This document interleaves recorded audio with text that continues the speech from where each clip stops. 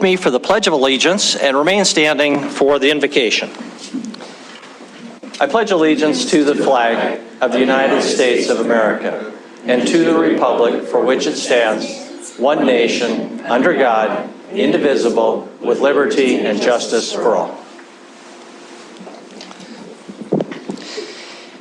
Lord, as we start the new year, we ask for wisdom, patience, and humility while we work to make our city a better place for our citizens of today and of tomorrow.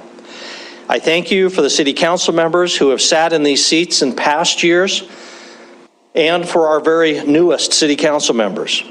I pray that you would grant our new members special grace that allows them to support their city, their constituents, and their fellow council members well. We continue to pray for for a safer Billings and ask that you protect those who protect us. First, we ask that you watch over our first responders who keep us safe from crime, fire, and other dangers. And we continue to pray for our healthcare workers and public health officials who've been on the front lines fighting the coronavirus for now 2 long years. As the Omicron variant continues to infect almost 700,000 Americans every day, we pray that you would protect our city from its ravages as much as possible. And for those who are suffering from the disease, and for those who have died, and for all their families, we pray for your healing, protection, and peace. Amen.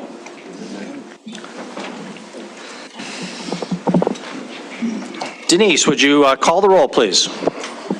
Yes, Mayor Shaw. Here. Gulick. Gulick, it's pronounced. Yes. Thank you. Yep. Neese. Here. Owen. Here. Joy. Present. Chiriki. Present. Tidswell. Here. Purington. Present. Boyette. Here. Rupsis. Excused. Miracle. Here. Okay, before we jump to our minutes, Council, I'll just remind anybody in the audience who would like a mask, there should be some on the cart back there along with any agendas of our evening meeting tonight. There are, of course, 700,000 cases now of Omicron in the United States being reported each day, and we know sadly that a lot more than that is the actual number. Roughly 1,600 people continue to die each day in the United States. A few notes about our closed captioning this evening.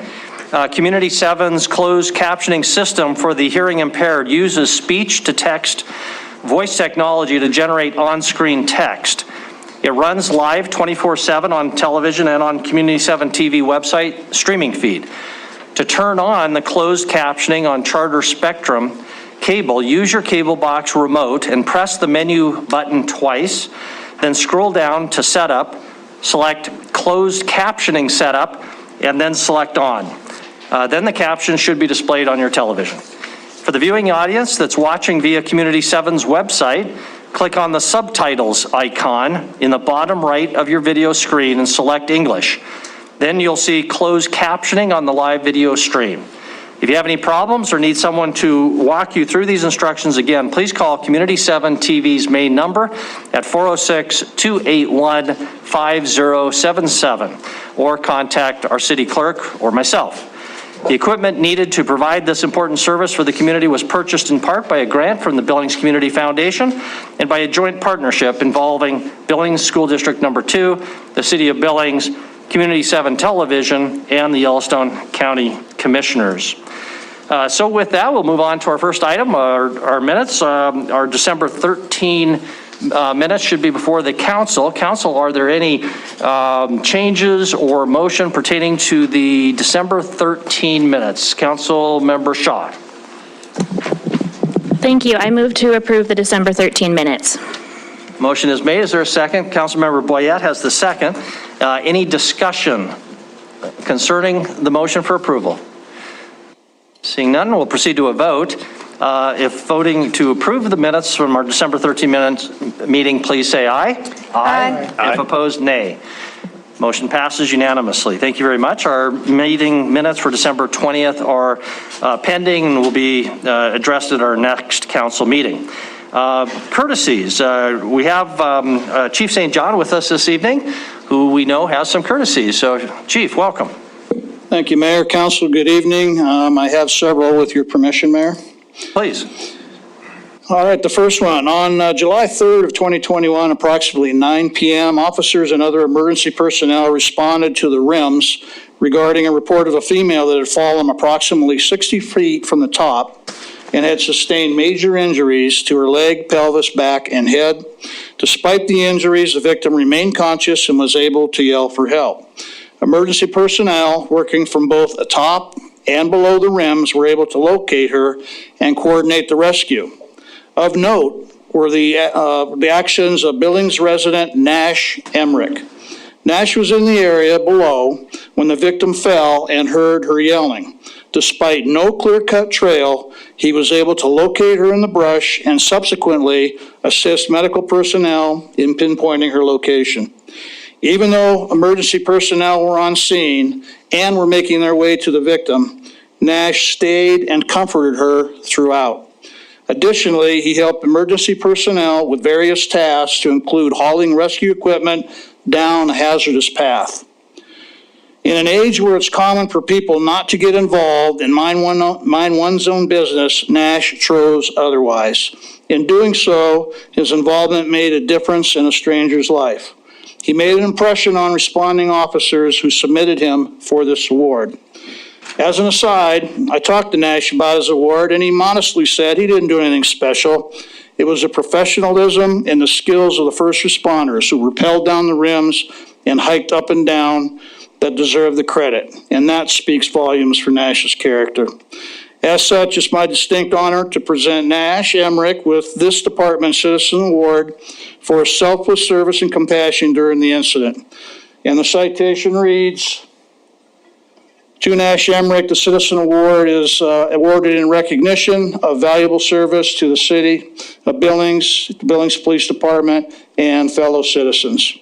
Nash couldn't be here tonight. He said he was looking for warmer weather and moved to North Dakota. But I know that he is watching it on Channel 7. But I have his in-laws, Elizabeth and Dave Clarich, who were also there that night, watching the whole thing unfold, and they are here to accept. Dave, Elizabeth, could you come forward, please? You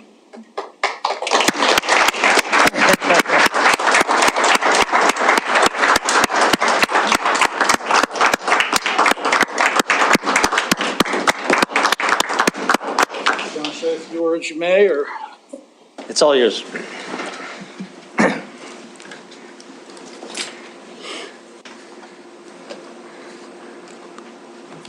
I personally am actually a little too emotional to share anything. I'm so proud of our soon-to-be son-in-law, and I am completely amazed by him and appreciative of him.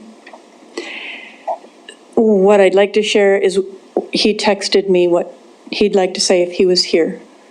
I'm sorry, he can't be here. Quote, I want to emphasize my appreciation and admiration for the first responders. Watching them in action during this crisis situation was impressive. It's reassuring to know they're out there helping people and making the community safer every day. Unquote. Thank you so very much for all that you do in the City Council, the first responders.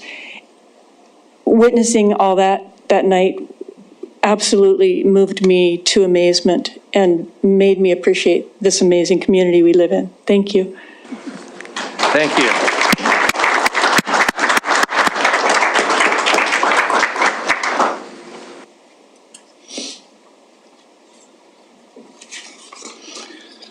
With your permission, Mayor? Please. Matt and Lily Stern, could you please come up here, please? Mayor, Council, sometime during the evening of July 31st, 2021, Matt Stern was stung by a bee. Later, he was in the shower and began experiencing symptoms of anaphylactic shock. Exacerbating the situation was the fact that Matt did not have an EpiPen available. Matt's 9-year-old daughter Lily was cleaning her room at the time, and she heard what she thought was her father falling. She asked if he was okay through the door, and Matt responded that he was. Lily sensed that something was not right and decided to personally check on him. She opened the door and found her father down in the shower, struggling to breathe. Lily recognized her father was in distress and calmly called her mother and then called 911. Again, Lily was calm, collected, and able to relay important information to the call taker. When emergency personnel arrived, Lily directed them to her father's location, then moved into the living room and out of the way. Responding officers found a calm and collected Lily sitting in a chair, staying out of the way so her father could be helped.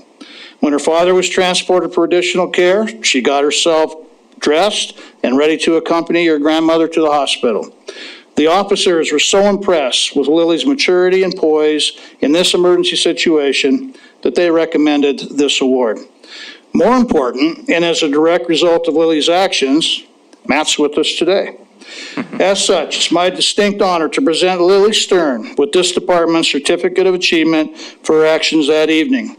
And the citation reads, Citizen Achievement Award, awarded to Lily Stern for exceptional composure and action on July 31st, 2021, signed by me, presented by the Billings Police Department. Lily, congratulations.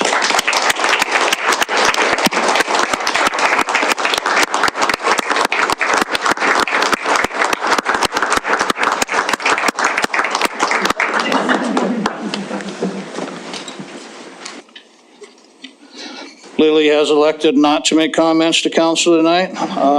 As you can see, row 3 to your left is the entire family. Very proud of Lily's actions, as are we.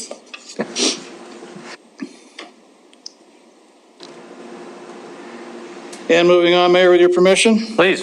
I need Billings Fire Captain Todd Kincaid report to the podium, please. Mayor and Council, on April 23rd, 2021, residents of Billings and Yellowstone County experienced one of the most tragic and terrifying days in recent history. Throughout that day, there was a carjacking that resulted in a homicide, attempts to conceal or dispose of a body in Laurel, a high-speed chase through Yellowstone County and into Billings that culminated in a West End neighborhood. The suspects, a male and a female, abandoned the stolen vehicle and fled into Rimrock West subdivision on foot. The female was quickly apprehended, but the male got away. In his desperate attempt to escape, the male attempted to gain entry to several homes. Some were occupied. He beat on doors, he kicked at them. In one situation, fired a handgun at one. Fortunately, nobody let him in and he was unable to gain entry. Had that happened, I fear that certainly there'd been more tragedy. As law enforcement converged, the suspect was able to kick open a side garage door and got into an unoccupied house as the owners were away on vacation. The resulting standoff forced a partial evacuation of the neighborhood and would last hours into the night. Throughout the situation, Billings Police, SWAT, and negotiators tried to make contact with the suspect, but he would not respond. Subsequent efforts led officers to believe that he was in the attic area above the garage. However, there was no way to be sure. The only way was to lift an officer into the attic through an access panel. This was very dangerous as officers didn't know where the suspect was, and a single officer would have to expose his head. The decision was made to remove the gable vent above the garage door and provide cover for the officers entering. From the onset, Billings Fire Department personnel and equipment under the command of Captain Todd Kincaid were on scene. They provided logistical support throughout the day. SWAT commanders consulted with the captain, and he said the bucket truck could get the officers access needed. However, the bucket truck wasn't there, and without hesitation, Captain left the scene and returned with the bucket truck. Not something you can usually order up pretty quickly. Captain Kincaid positioned the truck, got the bucket in position for the officers. He stayed with the equipment in support of the officers, even though the danger of gunfire was high. Shortly after the vent was breached, the suspect was spotted and gunfire was exchanged. All the while, Captain Kincaid stayed at his post, manning the bucket within feet of a gunfight. I would have to check, but I don't think being in that close proximity to an officer-involved gunfight was in the recruitment brochure. Yet, there he was in support of our officers throughout. Simply outstanding and very much appreciated. As such, it's my distinct honor to present Captain Todd Kincaid with this department's Medal of Valor for his outstanding performance of duty under extreme hazardous conditions while confronted with imminent personal risk. His bravery and self-sacrifice upholds the highest traditions of both the fire department and the police department. And speaking for Chief Valdez, I can say we are both comforted to know that we have so many highly talented men and women willing to put their lives on the line when they answer calls. Mayor, Council, this is Captain Todd Kincaid. Congratulations.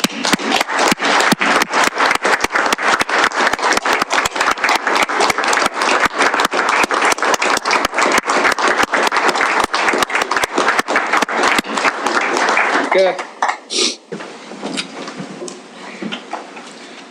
And last one, Mayor. Officer Strobel, report to the podium, please. Mayor and Council, it gives me great pleasure to introduce to you Officer Dustin Strobel, a 5-year veteran of this department. And while his years of service may not be overly remarkable in time, his accomplishments most certainly are. Officer Strobel is the most decorated officer in the police department, past and present at this point. He was honored in front of this body a couple years ago and continues to exhibit extraordinary bravery and valor on a daily basis. Within a year's time, Officer Strobel received 4 life-saving awards from this department, 1 life-saving award from the Montana Police Protective Association, and recognized by the Billings Gazette as an exceptional first responder. Highlights include responding to a suicide where he was first on the scene and saw the victim hanging from an inside bedroom closet. He notified other responders, forced open the door, ran to the bedroom, and lifted the victim, relieving pressure on the neck. He held the victim until other officers and emergency personnel arrived to cut him down. The victim survived. Officer Strobel responded to a shooting on Billings West End, found a victim with multiple gunshot wounds. He utilized his personal medical kit, applied chest seals, and effectively stabilized the victim for transport to the hospital. The victim survived. Officer Strobel and others responded to the alley behind Jake's restaurant in regards to a shooting. Officers located 2 victims. Had to quickly assess their condition. They triaged the 2 victims. Officer Strobel located 2 chest wounds on one and applied a chest seal. Despite his and other officers' efforts, one of the 2 died. Officer Strobel and others responded to a shooting where the victim had serious wound to the leg, applied a tourniquet and direct pressure, and prevented the victim from bleeding out. That victim survived. Officer Strobel will be the first to tell you that there were other officers at each of the scenes, and their efforts were critical. However, he's the constant in all of these. All of them have been recognized and well. Leads me to 2 observations. First, when things are really going bad, I want Officer Strobel to respond with me. Second, based on the previous citations, if he's responding, I'm probably bleeding. So I just as soon not see him in that situation. As such, it's my distinct honor to present Officer Dustin Strobel with this department's Medal of Merit for his consistent, conspicuous gallantry above and beyond the call of duty and keeping with the highest traditions of the Billings Police Department. And the citation reads, to Dustin Strobel in recognition of meritorious service performed throughout the year. It's awarded for acts which through exceptional knowledge or behavior results in savings of the life or involving operational risk. Officer Strobel, Mayor.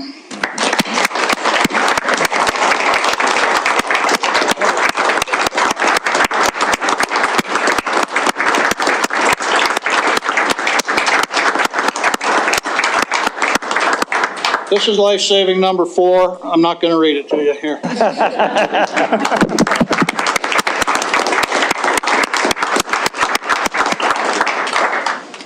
You don't want to give me the podium? Oh, you have the podium. Come on, I want to hear this. I'll make sure he doesn't regret this.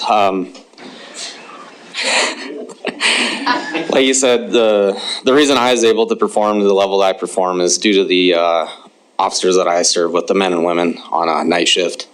And I'll be the first to tell you that night shift, we're in the soup. it's just good to know that we have a good city and a great department that we're serving. So thank you.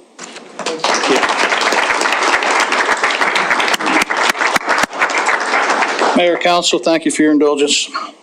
Our pleasure, Chief. Thank you, and thank you to your crew, and congratulations to all those award winners. We're much indebted to you. Councilmember Purington, did you have an announcement as part of courtesies for us? I do, thank you. I received a note, as some of the others may have also. January is considered National Slavery and Human Trafficking Prevention Month. So I just wanted to bring attention to a community event that will be going on tomorrow at 11:30. It's at the Affinity Apartments. It will be a documentary, a video for Truckers Against Trafficking, but I think the most important thing about that is that it gives you the signs of trafficked individuals. There's some other ideas that they gave, and this was from Operation Underground Railroad, who works nationwide against human trafficking. And they suggested watching a documentary online sometime this month. There are various ones. I think if you just put those in to Google search, Shattered Dreams is one, I Am Jane Doe, Brain, Heart, World, Blind Eyes Open, California's Forgotten Children, and Trust Me are a few of those documentaries that are online. Also, online, there are some training courses that you can get that will allow you to educate yourself regarding the signs of human trafficking. But I especially wanted to acknowledge our local organizations that work against human trafficking. One is the Yellowstone County Area Human Trafficking Task Force, OUR, Operation Underground Railroad, the HER campaign. It's a local residential program for those survivors of human trafficking. Our Billings PD, as well as code enforcement, state and federal law enforcement that we have working locally and throughout the state. Also, our Attorney General, who assigned 2 additional investigators for human trafficking, and I do believe they live here in Billings. I know one of them does, but it's for the eastern part of the state. So he doubled our law enforcement investigators for human trafficking, and I just want to say thank you to all of those that do that. And as the general public, it does behoove you to learn the signs of trafficked individuals, which those signs are online. You can get those, are readily available, because it does make a difference. And people have been reported through just local contact, whether it's in a restaurant, a hair salon, or anything. So any help that we can get, I think, is good for all of our society. So thank you. Thank you, Mayor. Thank you, Councilmember Purington. Other council courtesies this evening. Are there any other courtesies from any council member? Okay, we'll move to proclamations. Tonight we do have a proclamation for the Year of Walkability, and I believe we might have a representative or two from our BPAP or other organizations. Please come to the podium while I read our proclamation. The proclamation reads as follows. Whereas physical activity is one of the most important steps that people can take to improve their health, and walking is one of the simplest and most simplest forms of physical activity. And whereas walking is a low-risk activity that does not require any special skills or facilities and can be done virtually anywhere and any time. And whereas safe pedestrian environments not only save lives, but support economic development and local businesses while increasing property values. And whereas the COVID-19 pandemic has reintroduced many residents to the enjoyment of walking for better health, entertainment, and social connections. And whereas walkability has been identified as an important contributor to the quality of life for current and potential Billings residents and neighborhoods, and whereas several community-informed plans prioritize the need to enhance walkability in Billings, including the 2021-23 Yellowstone County Community Health Improvement Plan, the 2016 Billings Growth Policy, the 2017 Billings Bike Area Bikeway and Trails Master Plan, and the Billings Complete Streets Policy. And whereas recent additions taken by the Billings City Council, city staff, the Bicycle Pest Pedestrian Advisory Committee, TrailNet, and other organizations, or made possible by the 2020 Federal Build Grant, the Capital Improvement Plan, and other planning and financial programs have contributed to the quality and quantity of sidewalks, trails, and other important pedestrian infrastructure. And whereas the updated Billings Safe Routes to Schools assessment for elementary schools in Billings School District 2 is due to be published in 2022, whereas Billings is at an important crossroads where it must carefully consider how to best address the pedestrian and walkability needs of its citizens while navigating city growth. Now, therefore, be it resolved that I, William Cole, Mayor of the City of Billings, hereby proclaim 2022 as the year of walkability in Billings, and urge us all to rededicate ourselves to enjoying the simple benefits of walking and ensuring the safety of pedestrians throughout our community. With that, Kathy Aragon, you're with us. Would you like to comment further on that proclamation? Hello, Mayor Cole and members of the council. Thank you very much. I just wanted to comment and say thank you for proclaiming 2022 the year of walkability. We've been benefited from that, the work that you've done historically, and look forward to what you will continue to do to make Billings a better place to live, work, play, and be educated. I have some information I'm going to provide for you on the year of walkability. There are lots of activities that will be going on this year, and Healthy by Design has a calendar online that you can check, and I will pass this to okay, and make sure you get that. Thank you very much. And Kathy, just so for our record and for our clerk, would you just introduce yourself? And My name is Kathy Aragon. I live at 645 O'Malley Drive. I apologize. Billings, 59102. Thank you. Thank you very much for your work. Thank you. We have no further council proclamations this evening, so we'll move on to council reports. Are there any council reports from organizations, committees that council members serve on behalf of the city that they'd like to report on? Council Member Joy.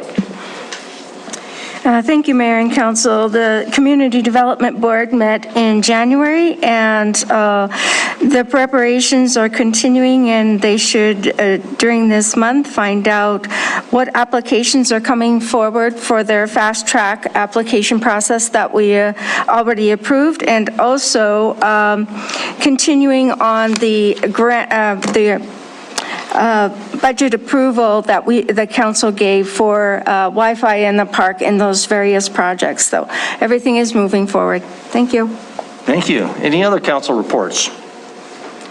Seeing none, we'll look to our city administrator. Chris, did you have any city administrator report for us this evening? Mayor and council, I have a few things. First up, we did receive a call just before the 3 o'clock timeline from Melissa Harrell, who sent an email to all of you. She wanted it read. I'm not going to grant her the request and read the email to you, but I did commit, I'd flag it for you. It has to do with Wi-Fi in the parks and her perspective on that. So second up, I had also committed for the thousands of residents, hear my staff laughing out loud, and all of you who can't wait to read my weekly each Thursday afternoon, that I would announce who our public information officer is this weekend. Her employers asked for a little bit more time, though she's assured me she won't be accepting any counter offers from them, though they've tried. So I did say I wouldn't make the announcement tonight, but hopefully within a matter of days here, we'll get you a name and you'll recognize this individual who's been in our community for many years, and we're very excited about her joining our team. Third here, last week the city received 2 rulings on the McDaniel case, more commonly known as the franchise fee litigation. And those rulings are currently being reviewed by legal counsel. We're planning to discuss these rulings with legal counsel during an executive session next week with the council, so we'll get you that update. The related Hauser case has been certified as a class action. In that case, the court denied the city's request to make certain communication findings. To allow the city to make public comment on the lawsuit to the media would expose all class members to this communication and could undermine the suit itself, because many public work department customers are potential class members. any comments made about the case would expose them to the communications which the court has prohibited. So since the Hauser case has been certified as a class action, we're obligated to communicate with class members only through their attorney. So that's one of the reasons you didn't see some statement from the city last week or any of you.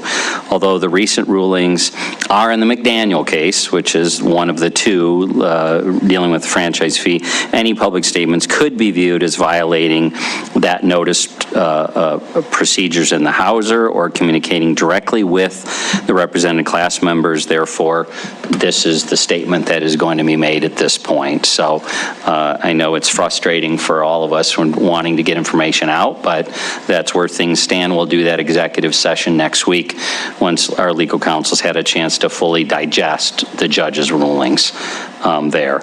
Just a couple more quick ones. Just to remind the council, next Monday, January 17th, offices will be closed in observation of Martin Luther King Jr. Day. So that's one of those Mondays that slides to Tuesdays for the city council. And depending upon maybe what you do later this evening, we'll see less of that. But we are meeting next Tuesday, not next Monday. And lastly, there are no ex parte communications that came in after 3. So those are my, that's my report. Happy to answer any questions if the council has any. Thank you very much, Chris. Don't see any hands, so we'll move on to public comment on our non-public hearing items. So those tonight are items 1, which is our consent agenda, item 3B, which I believe the development agreement on the Alkali Creek annexation property, and then item 5, which is our election of a deputy mayor pro tem. If you'd like to comment on any of those things, this is the time to do so. Please come forward, and we'll ask that you keep your comments to 3 minutes and tell us your name and address.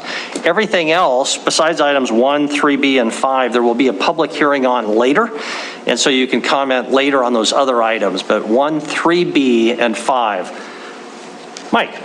Good evening, Mayor Cole and City Council. Thank you for having me. I'm here. My name is Michael Mayotte. I live at 123 Lewis Avenue in Billings. I'm the Executive Director of Amen Park Development Council. I have with me this evening Austin Ragsdale, who's our General Manager.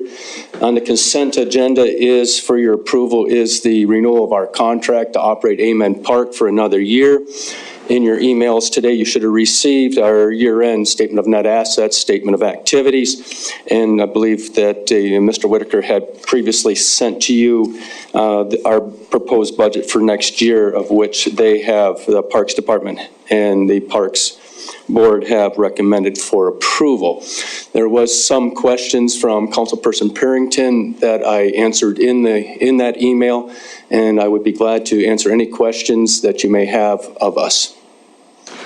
Okay, Council, if you do have questions specifically for Mike, we can come back to it later once there's a motion on the table, but while he's standing here, if anybody has a question, please feel free. While you think about that, Mike, I'll just ask you, there's a line in your budget for outside fundraising on the revenue side of $250. You know, Amen Park was developed thanks to the generosity of people who gave hundreds of thousands of dollars.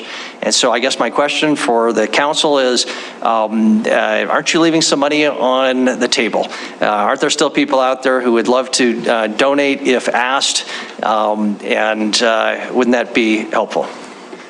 Well, there's several questions in that question, Mayor, and how you go, you answer the last one first. As a good attorney, you know how that goes, right?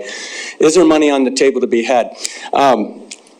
It's difficult to ask for money just for ongoing operations when we have been very prudent in how we've set our fee structures, how we've raised funds, and how we've spent the funds to enhance the park over the tenure that I have been the executive director, and we reorganized with the approval of this body.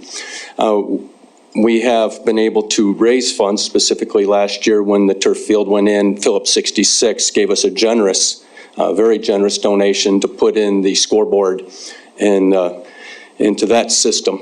So if we had a particular project, it's a lot easier to raise money. To just bring it up when we're doing well, we're ending in the black even in 2020 with COVID, we were able to get in the black, thankfully, for some grants that we received. And we do some advertising. We were able to, we keep improving that each year, selling advertising. So, yeah, we don't put a lot of effort into the fundraising at this point, but we feel like we're being good stewards. We're providing a good service for the community at a very reasonable cost. And so, be honest with you, we feel very, very comfortable with where we're at this point. Okay, thank you very much. We do appreciate your efforts there. Council, if you have other questions, we can bring Mike back up during discussion once there's a motion on the floor as well. So don't go away. Okay, thank you. Thank you. Any other public comment on items 1, or 3B, or 5? Any other public comment on non-public hearing items? And if there is more, go ahead and create a little line behind the podium there. You still only get 3 minutes, Meg. Mayor Cole, thank you, and City Council. I'm talking about the one for the Mitchell property out on Alkali Creek. My name is Ming Cabrera. I live at 1734 Poly Drive. I'm also the chair of the Heights Task Force. I'm also the chair of the Heights Business Association. This is a great development for us in the Heights. And I would fully recommend and you guys to consider the approval on this. It looks like it's being approved. Consider the fact that this is only 5 to 10 minutes from the city of Billings. This development will be a tremendous, tremendous help with what we have going on in the Heights in regards to the bypass and from Lockwood, and then also the Inner Belt Loop, and future development for the Heights as what we have now, as well as what we can do for that fill-in that needs to be known. I know we've debated this history of this area for a long time, but it's time that we move forward and get the city ready for us and to include the Heights as a possibility to help us out in the future. So thank you. So I do recommend that we continue with that, all of 3. Thank you. Thank you very much. And there will be opportunity to comment on 3A and C later in the evening. Any other public comment on non-public hearing items? Seeing none, we'll close the public hearing there, move on to our consent agenda. Specifically, are there any separations for a separate vote on any of the consent agenda? Councilmember Joy. Thank you, Mayor and Council. I will be abstaining from 1 and 3 bills of the week, December 13th. My brother works for Warren Transport. Thank you very much. Any other separations from our consent agenda? Councilmember Purington? I'd like to separate 1D, Amon Park Development Council, proposed annual budget and fee structure. Thank you very much. 1D as in Delta. Any other, Councilmember Neese? I move to approve the items of the consent agenda as submitted with the exception of the items moved for separation, which is 1 and 3 and 1D. Motion, second, Councilmember Boyette. Okay, discussion now on the motion. Is there any other discussion on the motion? Any discussion? Councilmember Purington? Oh. We'll come back to your separated item. Yep. But any separation or any discussion on the non-separated items? Councilmember Neese, Councilmember Boyette. I just want to make sure we recognize that those who are donating, that we got donations to the public library, the Billings Police Department, the fire department. We also have a grant award to the Billings Police Department for the K-9. So the city really appreciates then we get people stepping up, donating their time and money, and as well as the staff applying for grants for the city to help fund their services. So thank you very much to all of you. Thank you very much. Our city administrator commented to me today that he's seen a lot of communities and he's never seen one that gets as many donations and has such a supportive community. So much appreciated to all of you. Councilmember Boyette? That's what I was going to do, the same thing. All right. Very good. Any other discussion? If not, we'll proceed to a motion. This is on the items that have not been separated. The motion is for approval. If in favor of the motion, please say aye. Aye. If opposed, say nay. Motion passes unanimously. Brings us to our first separated item, which is item 1D, as in Delta, the Amon Park Development Council proposed budget. Councilmember Purington, that was your separation. Would you like to start us off? My concern was the fee structure, and I do applaud the executive board for their council for their prudent use of the dollars that they do get. And I appreciate that. And I guess my concern was, it looked like most of your money goes towards O&M. So how does that plan for development, whether there's another turf that needs to go in? And you just mentioned that, or Mr. Mayotte just mentioned that you kind of do it on a project-by-project basis. So I was just concerned that I didn't think it was enough, that their fee structure seemed fairly low. I just know that they operate in the black, but I was willing to bump it up and be a little bit more in line with what our recreation program did this past, was it year? That we increased the fees, 2 years ago that we increased the fees, and it didn't seem to hurt attendance at all. So that's where I was with that. Councilmember Purinton, would you like Mike or anybody else to comment? Well, if Mike would like to comment to that, we discussed it just very, very briefly. So I guess the question is, with this fee structure and any future improvements, is it sustainable? Thank you, Councilperson Purinton, for your question, and Mayor, Council. We believe that our fee structure, well, actually, let me start with, we're very, very proud that we have not changed fees since we took over.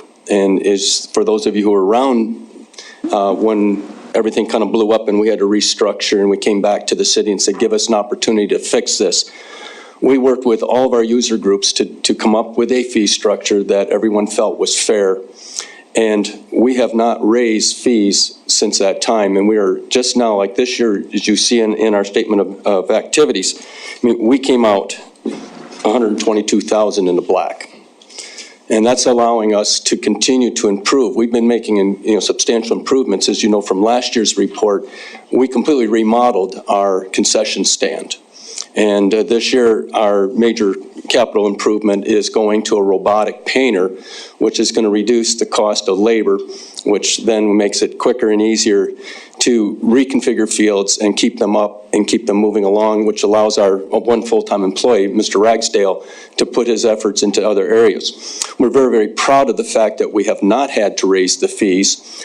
We're proud of the fact that there's other soccer parks in the state that have come to us asking us about our fee structure, and they're relying upon subsidies from their cities to operate, specifically Missoula and Bozeman.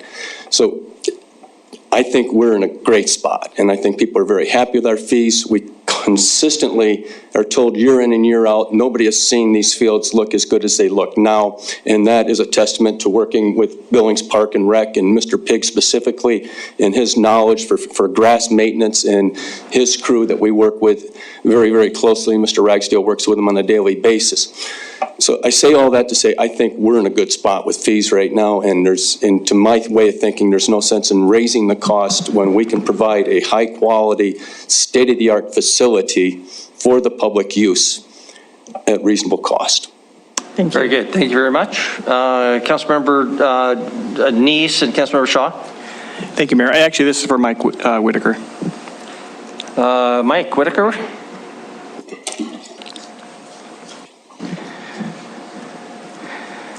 Mike, I had sent you an email earlier today after getting Mike's email, because one of the things he said in the email was that the Amen Park is not subsidized at all by the city of Billings. And so I asked you a question, and you gave me a lot of detail, actually more than I really wanted, but I was just looking for how much the city actually puts into Amen Park, since 17, when they said they when they were reorganized and didn't increase their fees. And I think you gave me a whole list, and correct me if wrong. Was it this number here you gave me, was it this year $30,000 just in maintenance operations? Does that seem correct from what your email said? Because you gave a whole list of stuff. Councilmember Neese, that sounds about right. Just a little background on our role as it relates to Amen Park. We provide services to Amen Park like we would any other park in Billings. What we call general park maintenance. That includes irrigation and mowing once a week at a 3-inch height. Everything else that's done at Amen Park is funded by APDC to bring your average park turf up to athletic turf. So it's roughly around 40,000. If you look at maintaining the irrigation system, starting it up, winterizing, picking up the trash, and mowing it once a week. And we don't track that level of detail, but we went back and just threw together an estimate. Okay, and Mayor, another follow-up on that. So in addition to that, doesn't the city subsidize it by other capital improvements? I think you mentioned in your report, which I wasn't asking for, but like the roofing was done, the pumping was done, and didn't the TIF districts just fund the artificial turf down there? Yes, what you're referring to, we did upgrade the pump station on the ditch earlier, I think in 2017. I think PD1 funds were used to upgrade that pump station. And roughly around 2016, we did replace the roof on the restroom building out there. And the artificial turf field, we managed the project, but it was funded by the city through the TIF district. Sure. Large projects, we generally run the large projects at Amon Park. Okay, thank you, Mayor. I just want to make sure it was on the record that the city actually is assisting and subsidizing the Amon Park project. Thank you. Thank you very much. Councilmember Shaw? Thank you. I move to approve item 1D. Very good. Is there a second? Second by Councilmember Parrington. Okay, further discussion on the motion. Motion is for approval of item 1D. Councilmember Joy? Thank you, Mayor and Council. I just think that the fields look really great, and I happened to be riding my bike past when they were fertilizing, and it was a truckload of manure out of Stillwater County, so I can say it's very well fertilized this year, so thank you. I don't want to say anything. I could get in trouble with the people in Stillwater County, couldn't I? Silence is the better part of valor sometimes. Any other discussion on the motion? Motion is for approval. Seeing none, we'll proceed to a vote. If in favor of the motion, please say aye. Aye. If opposed, say nay. Motion passes unanimously. Item 1 and 3, bills for December 13, 2021. Councilmember Boyette. Thank you, Mayor. I move that we approve item 1 and 3, bills for December 13th, 2021 as read. Second by Councilmember Shaw. Discussion. Is there any discussion? If not, all in favor of the motion, please say aye. Aye. If opposed, say nay. Motion passes with Councilmember Joy abstaining. That concludes item number 1, brings us to our regular agenda. Item number 2. Denise, would you read item number 2, please? Yes, Mayor, public hearing and special review 991, a special review to establish a bar and casino in an existing building located at 1225 Maloney Lane in a corridor mixed-use 2 zone district. OED LLC is the owner, Performance Engineering is the agent. Zoning Commission recommends conditional approval and adoption of the findings of the 9 review criteria. Action this evening, approval or disapproval of Zoning Commission recommendation. Nicole. Good evening, Mayor and Council, and welcome to new council members. This is Special Review 991, as the clerk has stated, at 1225 Maloney Lane. This was an existing gas station located near the intersection of Midland Road and Maloney Lane. Special review uses are uses that are exceptions to the zone district where they're located. In other words, they're not allowed uses. The City Council and the City Zoning Commission as an advisory board has to find that that particular use, it fits in with that particular location, and it can have conditions applied to it to mitigate any potential harm to the area. So the proof of the compatibility of a special review rests with the applicant. So you don't have to prove the negative. They have to prove the positive. And there are 9 review criteria for each special review that's considered. So far, since we changed the code about a year ago, The only special reviews you've considered are for casinos and bars. However, there are other special review uses such as churches or daycare facilities in residential zones that we haven't seen those applications come forward yet, but we could in the future. But all the standards of review apply equally to any type of special review use. So these are summarized on the screen for you. So it has to be consistent with the growth policy. It cannot impede the normal and orderly development of the surrounding property. In other words, it has to fit in and it can't be a detriment to the surrounding properties. Condition or review criteria number 6 is where we pull in potential conditions of approval, and those can relate to the regulation of signs or ingress and egress from the site or any other relevant conditions that would ensure that the site is developed in an orderly manner. And then 7, 8, and 9 are to ensure that there are adequate utilities or accesses, drainage facilities to the property, and it won't generate so much traffic that it causes congestion around the site. And that it conforms in all other respects to the zoning regulations that apply. Of course, they can ask for relief from one or more of those requirements, but that is specifically called out in your special review if any are asked for. This is the subject property here. The red on the map here is corridor mixed use 2 zoning. The darker red or brown on the map here, which is further south, east and west, is the heavy commercial zoning. It has less site design requirements than the corridor mixed use 2.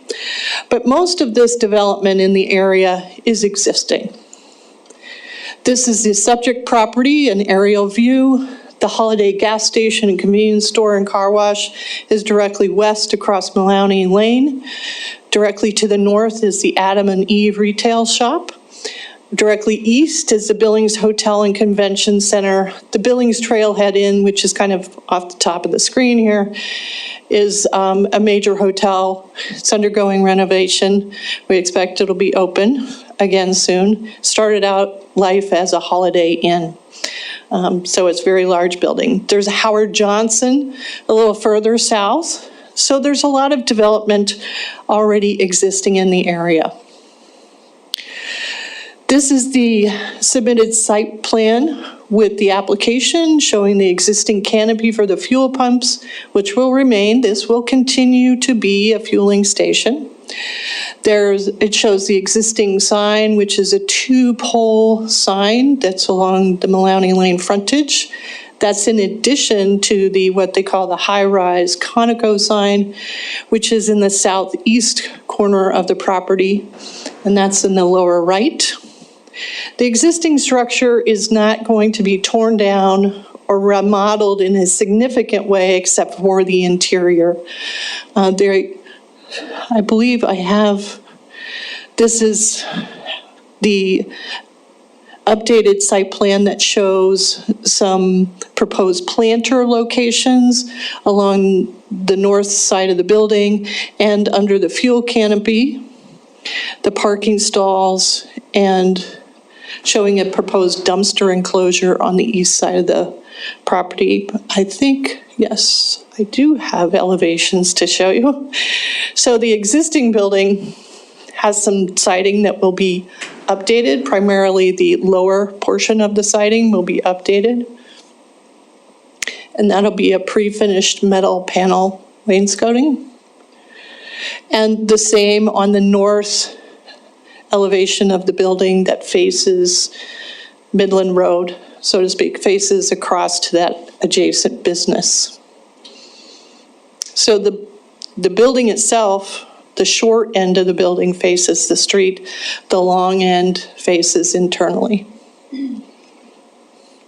And this is that 2-pole overhead sign at the street frontage.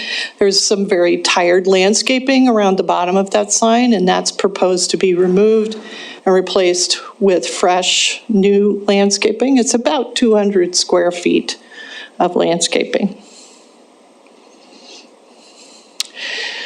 One of the considerations for a bar or casino that we updated last year was to require a minimum separation of 600 feet to a church, primary, secondary school, a park, public parks with playgrounds or playing fields, as well as 350 feet minimum separation to a residential zone.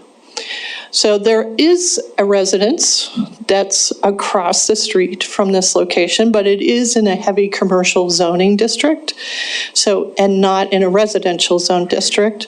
So no separation distance is required to that use. It's to the zone. So this is more than 600 feet to those protected uses and more than 350 feet to a residential zone. So it meets those criteria. This is a subject property if you're standing on Maloney Lane, which is kind of hazardous right here because you're right on the edge of the travel lane that's headed north to the signal intersection. So this is that kind of tired landscaping at the base of the sign and the fuel canopy.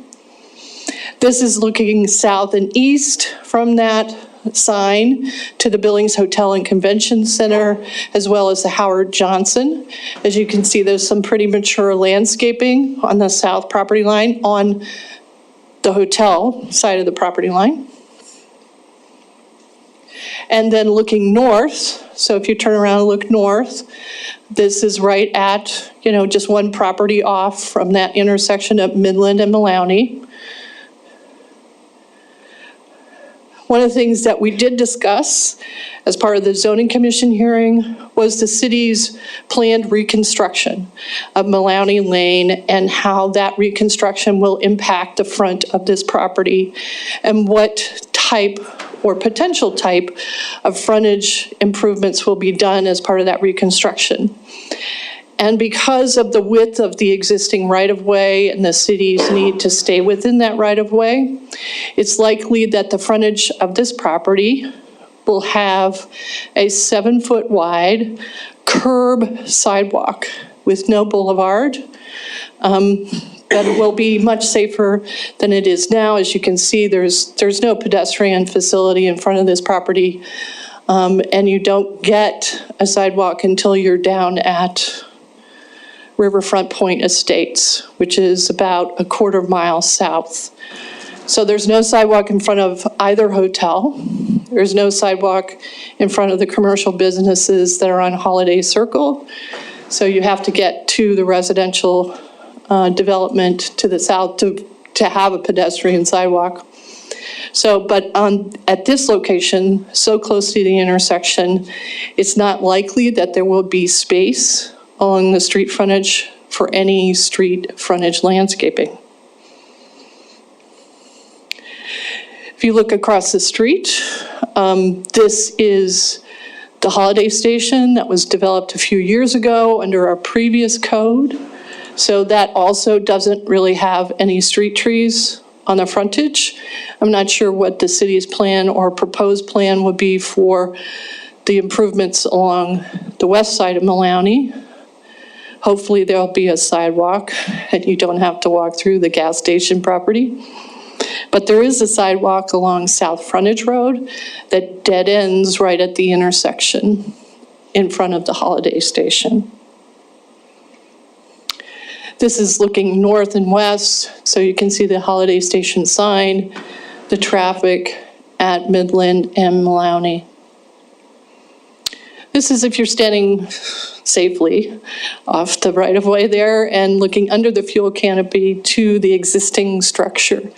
So it's kind of, it was a convenience store, but the proposal is to convert it to a bar and casino and put an all beverage liquor license there. This is what it looked like in 2019 when it was still an active convenience store and gas station. And it looks very similar to last summer. It still looks like it's an active gas station because they left all the signage up. They just put bags over the handles for the fuel pumps and said something new coming soon. Of course, the pandemic had other ideas, so it wasn't as soon as they thought it was going to come. The Zoning Commission conducted their public hearing and is recommending conditional approval to you. There are several conditions. I believe there are 15 proposed conditions from the Zoning Commission. So the first one, of course, is that the approval is limited to this property and to remodel the existing building for this use, and no other potential special review use is intended or implied. That the site improvements be done as shown on the submitted site plans, including the architectural plans, the landscape and site plans that show the parking spaces. The applicant understands that they will have to stripe at least 2 more parking spaces, and that will likely be along the south facade of the building parallel, or on the east property line also parallel, because this use requires 12 parking spaces, not 10. That the exterior lighting on the building will be installed and functioning, and we'll have full cutoff shields on those lights so the light is projected to the ground and doesn't glare onto the adjacent property or into traffic. That the lower 2 cabinets of that existing sign on Maloney Lane be removed so that the sight distance is improved for vehicles, particularly vehicles coming out or exiting the property, so they can see underneath that sign, see pedestrians and traffic. That the landscape improvements will be installed as shown on the landscape plan, and they will be maintained as required by the code. So if something dies, it has to be replaced, that they can't just decide, well, we're tired of planting this planter box, we're just going to put rocks in it. That's not allowed. So they have to do exactly as they proposed. That they will enclose the unenclosed dumpster that's in the southeast corner of the site, but it can stay exactly where it is.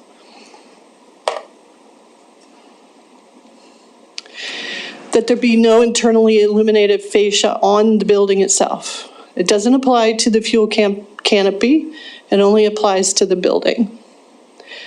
That they get sign permits for any sign updates or new signs on the property. That they submit that building permit for approval within 1 year of your approval and complete the remodel within 2 years. That up to 10% modifications can be allowed. So they can add 10% more parking, they could add 10% more area to the building without having to come back for another special review. That if the special review use ceases for 6 consecutive months or more, it is extinguished, and to reestablish, they would have to come back for another special review. That you reserve the right to reopen this special review if one of 2 things occur. That they fail to respond to a notice of non-compliance with the conditions of approval, or there are high levels of calls for public safety services as verified by the police chief. And that would be over and above what is typical for this type of use. So it would have to be something that would be extraordinary. It doesn't allow you to revoke it, deny it out of hand. If that happens, you have to allow the applicant up to 60 days before he has a public hearing that they have to appear for the special review reopener. So the conditions run with the land, and they apply that the right to building and occupancy permits are contingent on fulfilling the conditions of approval. Here's the aerial of the subject property and the site plan, and I'd be happy to take any of your questions. I know that there were some questions that we received beforehand, and I believe some of those were answered as far as, if this were a green site and it was a new build, what would be required under the new code? So that would have been 2 street trees on the frontage, 1 tree for every 70 feet of shared property line on the south and the east. We can't put trees down the middle along the north property line because there's a shared access there. It doesn't make sense to do that. So those are the 2 main things, plus a landscape island, terminal island, to be adjacent to the row of parking in front of the building. Okay, thank you very much, Nicole. Questions for Nicole? Councilmember Boyette? Thank you, Mayor. Well, Nicole, after a couple of years working with Project Recode, I don't think we could have found a better place for a casino. We're away from all the issues that we talked about. But I guess my question is, for an 1,800 square foot building, how did we arrive at 10 parking places? How does that work? Okay. Can you explain that? The code requirement, previous and current, for retail, which would have been the previous use convenience stores retail, is 1 parking space for 200 square feet of gross floor area. The bar casino use requires 1 for each 150 square feet of gross floor area. And so that's why the 2 additional parking spots are required. Thank you. Other questions for Nicole? Councilmember Neese? Thank you, Mayor. I'm going to just stick with the parking here for a minute. So when I looked at some of the site, it looked like there was parking along the back. And they didn't have parking along where they're proposing, and I'm assuming that's because of this shared driveway. Is that correct? Whoops, sorry. So the proposed parking, you'll see 9 that are along the north side of the building, and there are some there now. You just can't, all the lines have faded off of those parking stalls. But there's enough for 9 on the north side of the building. There's a 10th. There's likely will be an employee parking space. And then, if I can make this work, there's space here on the east property line to do some parallel, 2 parking spaces there, parallel, or alternatively to over here, but I think there are some doorways here on the south side of the building, so you'd probably be on the east parking side. Okay, so And let me go back.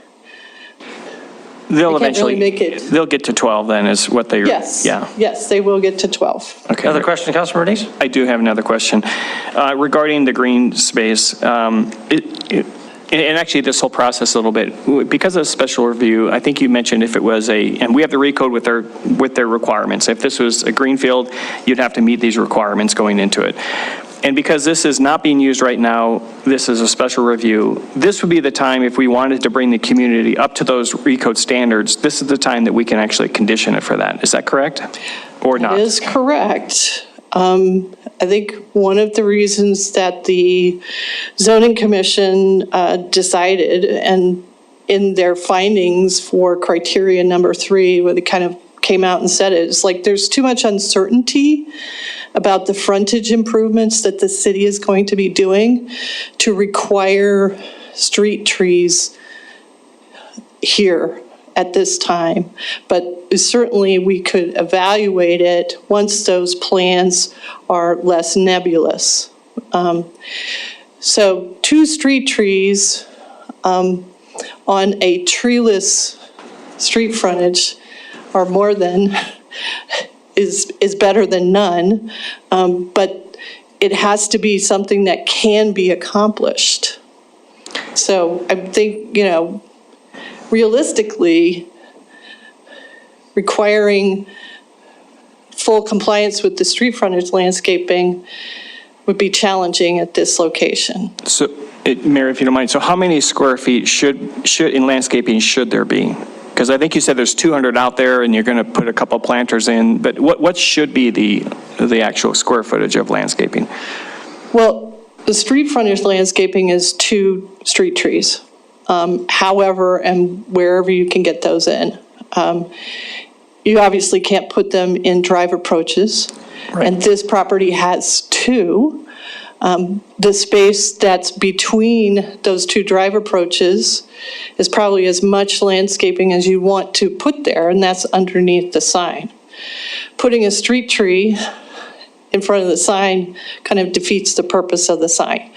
There may be available space, depending on the final or close to final design, to put a street tree here. But that would be one of the two that would be required. Okay, and Mayor, Okay. just one more thing about landscaping. Why don't we come back to that? We'll just see if, because I know there was another question or two. Was there another question down here? Maybe not. Okay, Councilmember Princeton? Thank you, Mr. Mayor. And that was a concern that I had too, was putting street trees because of those two drive approaches. That's fast traffic usually, and it just didn't make sense to put trees there to me. But my concern is that future development, and with pulling the bottom one or two signage off of the big one, to me, that's where the sidewalk's going to go. Is that correct? If they're going to put it under the sign. The more space or clearance that you have from the bottom of the sign to the ground, and really anything that grows 30 inches or less in height is not going to obstruct vision. And so we would carefully look at that when they bring in their new site plan for a building permit. We say, okay, what are you proposing here? You know, really tall shrubs or really tall grasses are not going to work. You're going to have to use plants that grow low. So bringing that sign clearance up and keeping the new landscaping low will improve that site distance. And so further on with that, that's my concern about the development, which I assume the zoning commission, they were addressing that as well. You know, when is that sidewalk going in? How is it going to be addressed in the properties north, the properties south? Some of them look like they have a scorio sort of, I guess, gravel entryway or something. And so that area, is that a correct assumption that that's where that sidewalk, whenever it finally gets in there, that's where it's going to go? Yes. Okay. It will go in front of all those businesses as part of the reconstruction. Any other questions before we go back to Councilmember Bernice? Councilmember Bernice. Thank you, Mayor. So just to the north, you said that you couldn't put a landscaping requirement because of the north border had the shared driveway. Right. Now, the council could, I'm assuming, we could actually require a landscaping along that border that would effectively cut off the shared driveway. Do I understand that correctly, or do we have to honor that shared driveway? It's a permanent 24-foot wide easement that's recorded on the plat. Okay, so it is something that's actually recorded, so the city cannot require something to be put in there. Okay. Right. Okay, I just wanted to clarify that. And then a question about the sign. Okay.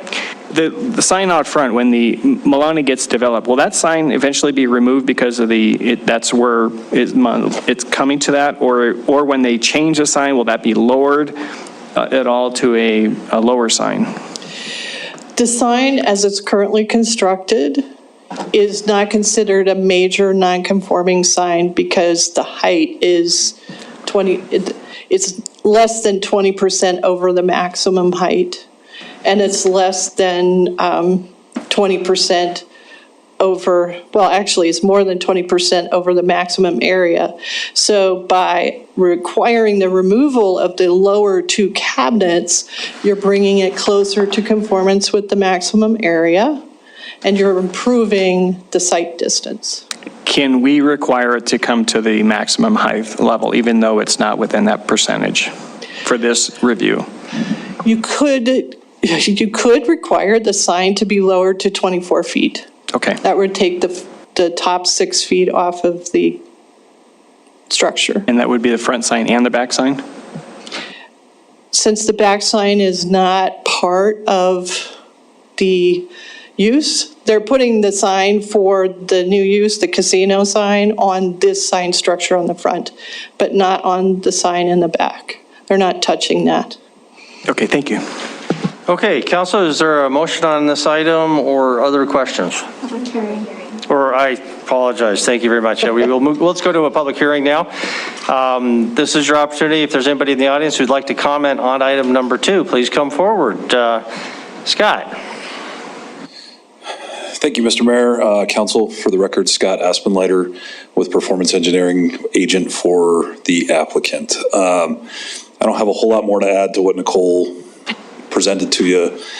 We worked with the planning board and then the zoning commission to come up with something that seemed reasonable in redevelopment of an existing property without causing undue financial expense in trying to get a building that's unoccupied back to occupancy and back to contributing to this community. So I guess I would ask you to keep that in mind as you evaluate this. These decisions all have financial consequences, which also contribute to the equitability of completing these projects. So I think we got to a good spot. We are fully supportive of what's been recommended to you, and we look forward to putting a good project on the street. Thank you. Scott, question. This is, it's a very hard surface area. I mean, it's just asphalt, adjacent to asphalt, adjacent to concrete. See a place to give us a tree on that street front? No, Mr. Mayor, unfortunately, I don't. Because of the way that the approaches are, there isn't any room on the south, and there surely isn't any room with the shared access on the north. There's just no room with the way that is put. We intend to put some height restricted shrubs in place of where the existing kind of dilapidated vegetation is under the sign. That sign's going to be butted up right next to the Boulevard Walk when Malawi gets reconstructed by the city, and there's just no room. We tried. The only thing that, if we were going to meet the street frontage landscape requirements, you'd have to take out the entirety of the gas pumps and terminals. That was all reconstructed before that property went vacant and was acquired. So, tearing out all that, it was not a viable option for us to present to move forward. Okay, thank you. Maybe we have some other questions. Councilmember Bernice? Were they planning to continue operating that as a gas station then? Yeah, they'll have self-serve pumps. Self-serve only? Yeah. It won't be an inside facility. It'll just be a self-serve. That's what I thought. All right, thank you. Yeah. Okay, anything else? Don't see any. Thank you very much. Thank you. Is there any other public comment at this public hearing on item number 2? Any other public comment? See none, we'll close the public hearing and move back to council. Councilmember Purington? Having conducted a public hearing, considered written and spoken public testimony, and reviewing the Zoning Commission's recommendation for conditional approval and adoption of the findings of the 9 review criteria, I move to approve Special Review 991. Councilmember, we'll give the new council member that privilege. Councilmember Boyack. Councilmember Gillick has a second. Discussion now on the motion. Well done, Councilmember Gillick, by the way. Jump in there. Councilmember Boyette. Again, I just want to reiterate, we spent, Nicole and I and 20 or 30 other people, we spent over 2.5 years trying to figure out where to put casinos in Yellowstone County, or excuse me, Billings, Montana. And I can't think of a better place. There's no schools, there's no parks, there's no churches, there's nothing. I encourage, this is what we need. And plus, we fill up a business that's empty. This is a good thing. It works for all of us. Win-win. Thank you. Councilmember Bernice? Yeah, I agree. I think this is a really good place for a casino. I am a little concerned that we have our recode in place and we're not meeting the standards of the recode and bringing that up to that. So that is my holdup on this is some of the, we've got a policy in place. We've got a standard that business is supposed to meet, that they know we made this the recode is supposed to be predictable, so they would know what that would be. And now we're deviating from that predictability and we're lowering our standards. And so I'm not real excited about this project. I'll think about it, maybe propose some amendments. Thank you. Further discussion on the motion? Any further discussion on the motion? Before we proceed to a vote, Councilmember Bernice? I'll go ahead and ask for an amendment on this regarding the sign. I would make an amendment that the sign be brought into current recode standard, and if that would mean that if 26 feet is the feet, then I would ask that that amendment be added to the conditions. Okay, and just to clarify, so Nicole, can you've heard the motion. Can you put it in terms, make sure that it's consistent with what you're hearing? I heard 26 feet, and so explain where it is now and what the net reduction would be. Because it was already going down 5 feet, right?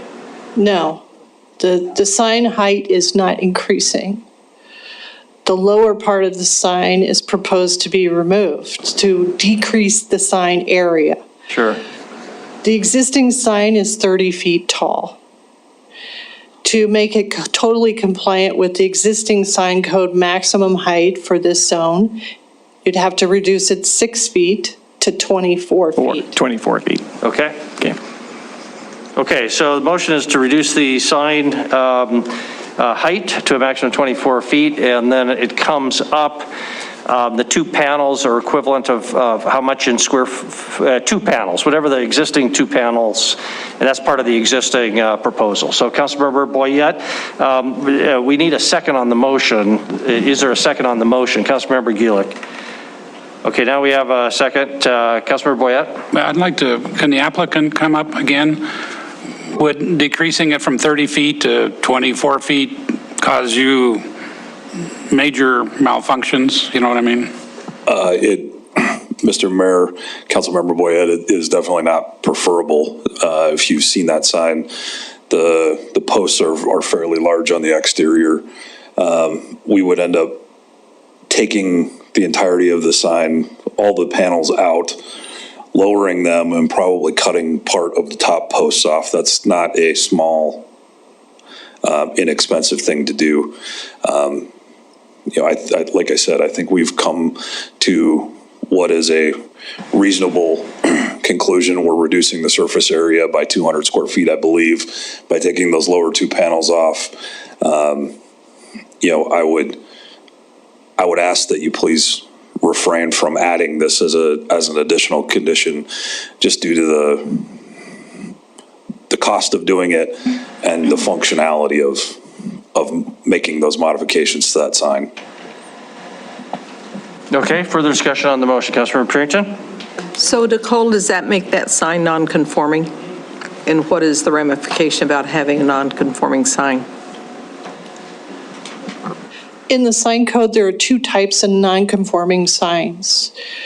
And most of our freestanding signs that have been built in the last 20 years are non-conforming for height, because our previous code allowed a 30-foot sign height. The new code said 24 feet is the maximum sign height. Our new code also said if you are a major non-conforming sign, which includes signs that are hanging out over the right-of-way, that are more than 20% over the maximum size or the maximum height, you're a major nonconformity. You do anything to that sign, and you have to bring it into conformance or closer to conformance with the sign code. If you're replacing panels on a sign, that's just normal maintenance or updates. If you're pulling off cabinets, then that is a major change to the sign, and you have to bring that sign into conformance if it's, you know, even if it's 20% or less. So this sign is 20% or less over the maximum area and 20% or less over the maximum height. If they just traded out the panels and reopened as a gas station, we wouldn't make them do anything. Nicole, let me just question the math there a little bit. My understanding is it's 30 feet. It's supposed to be 24 feet. So there's a 6-foot overage. 6 is 25. 20%. No, 6 is 25% of the 24 standard. Okay. It's 1/4. So it would be a major non-conforming. Okay. Oh, that's right. We said it 25. That's right. Okay. I'm misremembering the code. It's a new code. I'd have to look it up. But I think we did lower the maximum height. Maybe I'm remembering it wrong. It's not 24, it's 25. Is there a code book? Online, yep, absolutely. Section 27-1407, I think. You know, even if it's only 25, 5-foot overage on 24 would be just over 20%. So either way. No, if it's 30 feet and the maximum is 25. Yeah, it'd be 5 feet over, but the standard, the denominator is 24. But if it's 25, then it's at 20%. Oh, you're right. Yes, thank you. So the other signs, Yes. The There's other one sign just is much taller. They're not touching it. okay, and then the one across the street at the Holiday. Holiday, and that one is 30 feet. Or actually, it's taller than that because it's under the old code, we said if you're in a highway commercial zone and you're within 660 feet of the interstate, you can have a sign that's up to 50 feet tall. So I think the Holiday sign is 40 feet. Okay, Nicole, I just want to bring us back, though, to the question, which was, what's the significance of this being a non-conforming sign? Right, the significance is they're limited of what they can do to the sign without triggering that conformance requirement. So minor nonconformity signs can do more things than a major nonconforming sign can do. So trading out panels, so if they take the plastic off the top of that cabinet and put in a new plastic in the same cabinet on the sign, okay. If they pull out the whole cabinet and do anything but repair it, then they have to lower that sign to be in conformance with the maximum height. So okay, it's just a matter of what specifically they're proposing to do. Thank you. Councilmember Joy and Councilmember Tricky. Thank you, Mayor and Council. Gee, I wish more council members had come to the RECODE discussion in the sign committee. Councilmember Boyette and Brown were both there hour after hour, and this was the great compromise.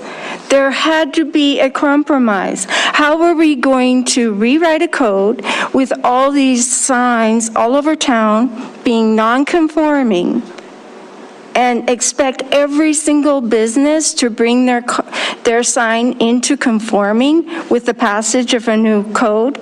No, this was the great compromise.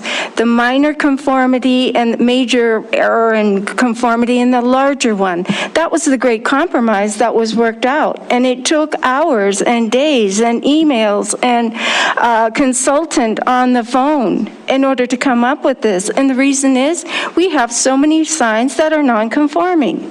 So it was a compromise. So it was the ability for the sign code committee to come forward with recommendations on how we could change our signs, but at the same time, not have a huge city of non-conforming signs, because most signs would be major non-conformities based on the old code. So this is the great compromise. And if council doesn't want to accept that compromise, then we better make sure that we are putting every single business that has a major nonconformity into the same process, so that we are not capriciously making allowances or not making allowances for businesses. Capriciousness is not a good thing in council meetings and council decisions. Thank you. Thank you very much. Councilmember Tricky. Thank you, Mr. Mayor. Councilmember Joy basically said what I was going to say. I do not, whether the number is 24 or 25, obviously the intention of the process was to leave the old sign height in a point where it didn't have to be changed unless major changes were being made to the signs. So I do not support this amendment. No. 24, 25? I've just confirmed it is 25 feet. I don't know why I had 24 in my head. Okay, thank you very much. Councilmember Neese, Councilmember Gila. Thank you, Mayor. I agree that that is a good compromise in the recode. And there's no reason why we would want to make existing business owners, shorten their sign for general maintenance and operation. But this is a special review. This is the time where we as a city want to bring, and the only time we can bring businesses into conformity of the new recode. And if we establish this now, that as they're doing business changes, this is the time they need to change their sign, then we'll see signs get to the recode size. If we ignore it this time, the next time we'll have to ignore it and set a precedent that we don't ignore. We continue to ignore this, and we'll never see a change in the signs and the complaints that we hear from all over the city about how the signs are too tall. So I urge you to support this so that it does set a consistent precedent that, yes, if you're maintaining your sign, no problem. You keep doing that. We're not going to do anything. But if you are coming to the council on a special review where you have to change the business use, then besides some of the other recode conformities, you have to be one of those is going to be signs. Thank you. Thank you very much, Councilmember Gulick. Yes, thank you, Mayor. That was going to be my point as well, just that this is a special review, which is different than just changing signage of all existing non-conforming signs. Thank you. Councilmember Joy. I have one question, so I wasn't keeping track well enough. So if it is 25, how does this change, looking up the numbers, how does this change the amount or the percentage of nonconformity for this sign? The nonconformity standard for major to minor is 20% or less is minor, and more than 20% is a major nonconforming sign. So that's the significance of the 25 versus 24. Okay. Any other discussion before we proceed to vote? Councilmember Shaw. Thank you. I totally get this. I feel like these are really good points that I think need to be addressed, but where I'm really struggling is that we are caught we have this project recode where we said, this is the policy. If you bring us forward a project like this, we will look at your sign based off of these requirements. And I assume the applicant thought that when they came forward. And my tension is really, yes, it is a new business, but it's not a new building, and it's not actually changing the sign. If it wasn't for a special review, we wouldn't even be seeing this, right? So the sign wouldn't even be able to be changed. So I guess where I'm really struggling is that tension of, are we trying to deal with the property, or are we trying to deal with the business? And I know it's both things together, but I feel like it is penalizing a business for coming forward and saying, we basically want to keep everything the same. We just want to operate a different business in this location. And for us to then say, well, because it's a special review, we're going to apply this other code to you that if you hadn't come to us, we would not have ever been applied to you. I guess that's the tension that I'm really struggling with. So my encouragement would be, I would be really happy to re-examine the underlying policy here, but not tonight in an amendment. Thank you. Thank you very much. Any further discussion? Councilmember Purington. Yes, just one more question about the non-conforming aspect of it. I think it was with bars and casinos, if they were not occupied or if they sold or something like that, then they had to be put into conformity whenever they reopened. Are you following where I'm going with this one? We put in place a kind of a relief valve for locations that had a catastrophe, a fire, a flood, had to be reconstructed. We allowed those even though they didn't conform to the separation distances, or they became non-conforming because a church moved in next door or across the street, that they could come to the council and ask for a special review approval within 6 months of that abandonment or catastrophe, and go through the special review process. It didn't necessarily mean they had to come in conformance with that separation distance but they had to go through the special review. Okay. And as much as I understand what you're saying, Roy, about this, and I agree with you, except this was part of that recode that I just wasn't real crazy about on some of these things. So I won't support the amendment. And I do agree, with Kendra, if it's an issue with recode, with the policy on recode and how we adjust those with the signage and whatever, then maybe that's something we need to look at later. So I won't support the amendment at this point. Okay, thank you. Any further discussion? Wyeth, were you coming forward to comment, or? I'll follow Chris. Chris, okay. Chris Kelsey.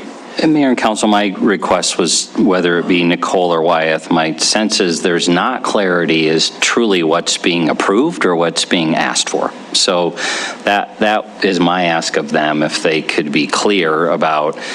I get that the applicant would prefer not to do it, but is recode set up around the idea that under this circumstance, they really do need to come into compliant? That's what the code says, or something different? And I'm just asking that the staff be clear so you guys know which way you're going here when you take that vote.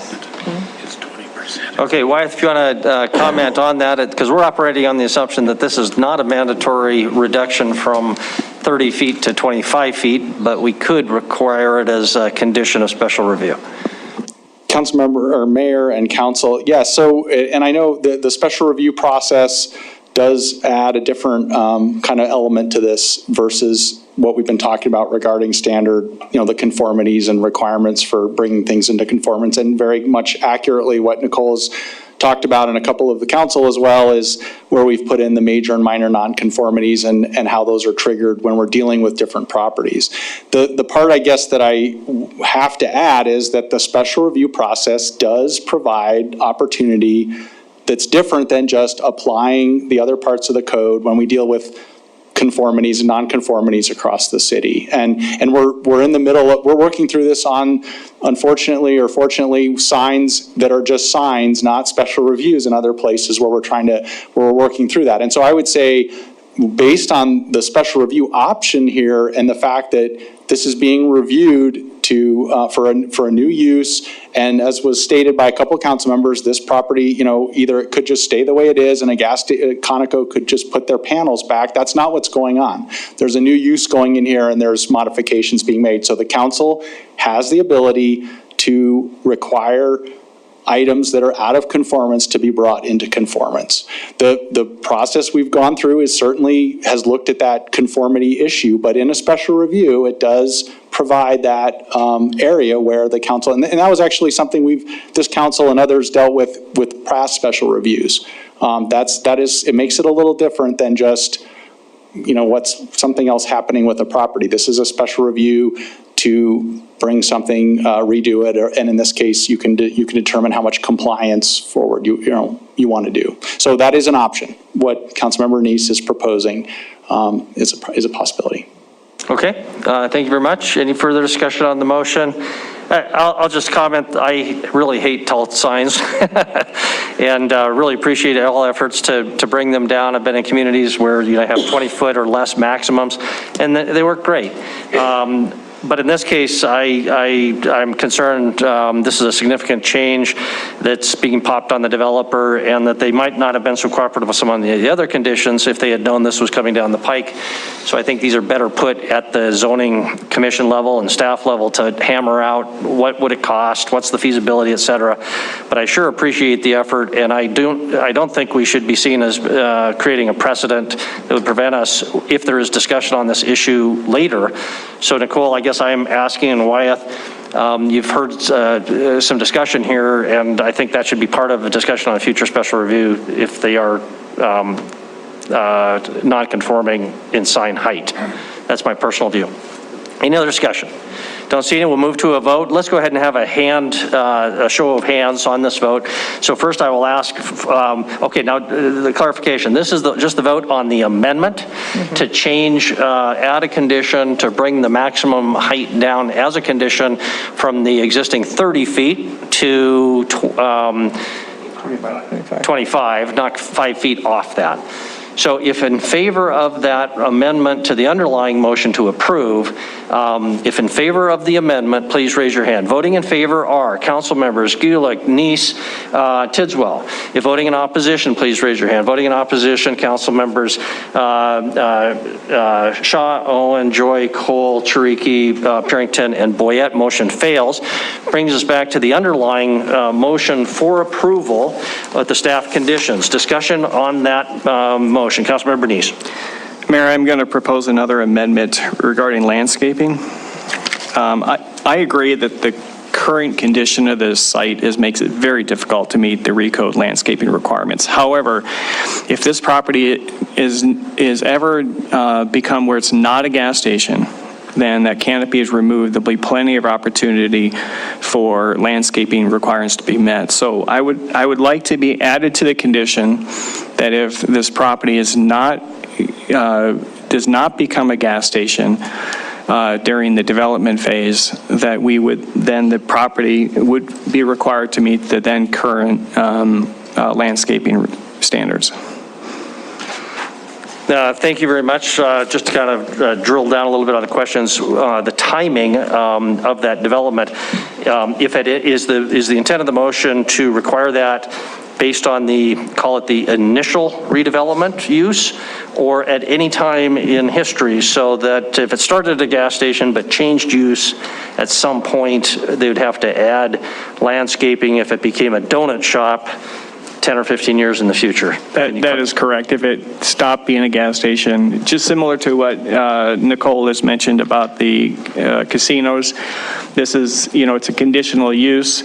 If they stop being a casino and they're unconforming, then they have to become conforming. So if this stops being a gas station for whatever the standard is for casinos and bars, I think it's 6 months, Nicole, if I remember correctly, then it would become non-conforming, and they would have to meet the landscaping requirements. And the landscaping requirements as they stand today, are the landscaping standards as at the point at which that use changed? At the use change. Okay, correct. The future standards. Okay, so that is the motion. Hopefully that's clear. Is there a second to the motion? Is there a second to the motion?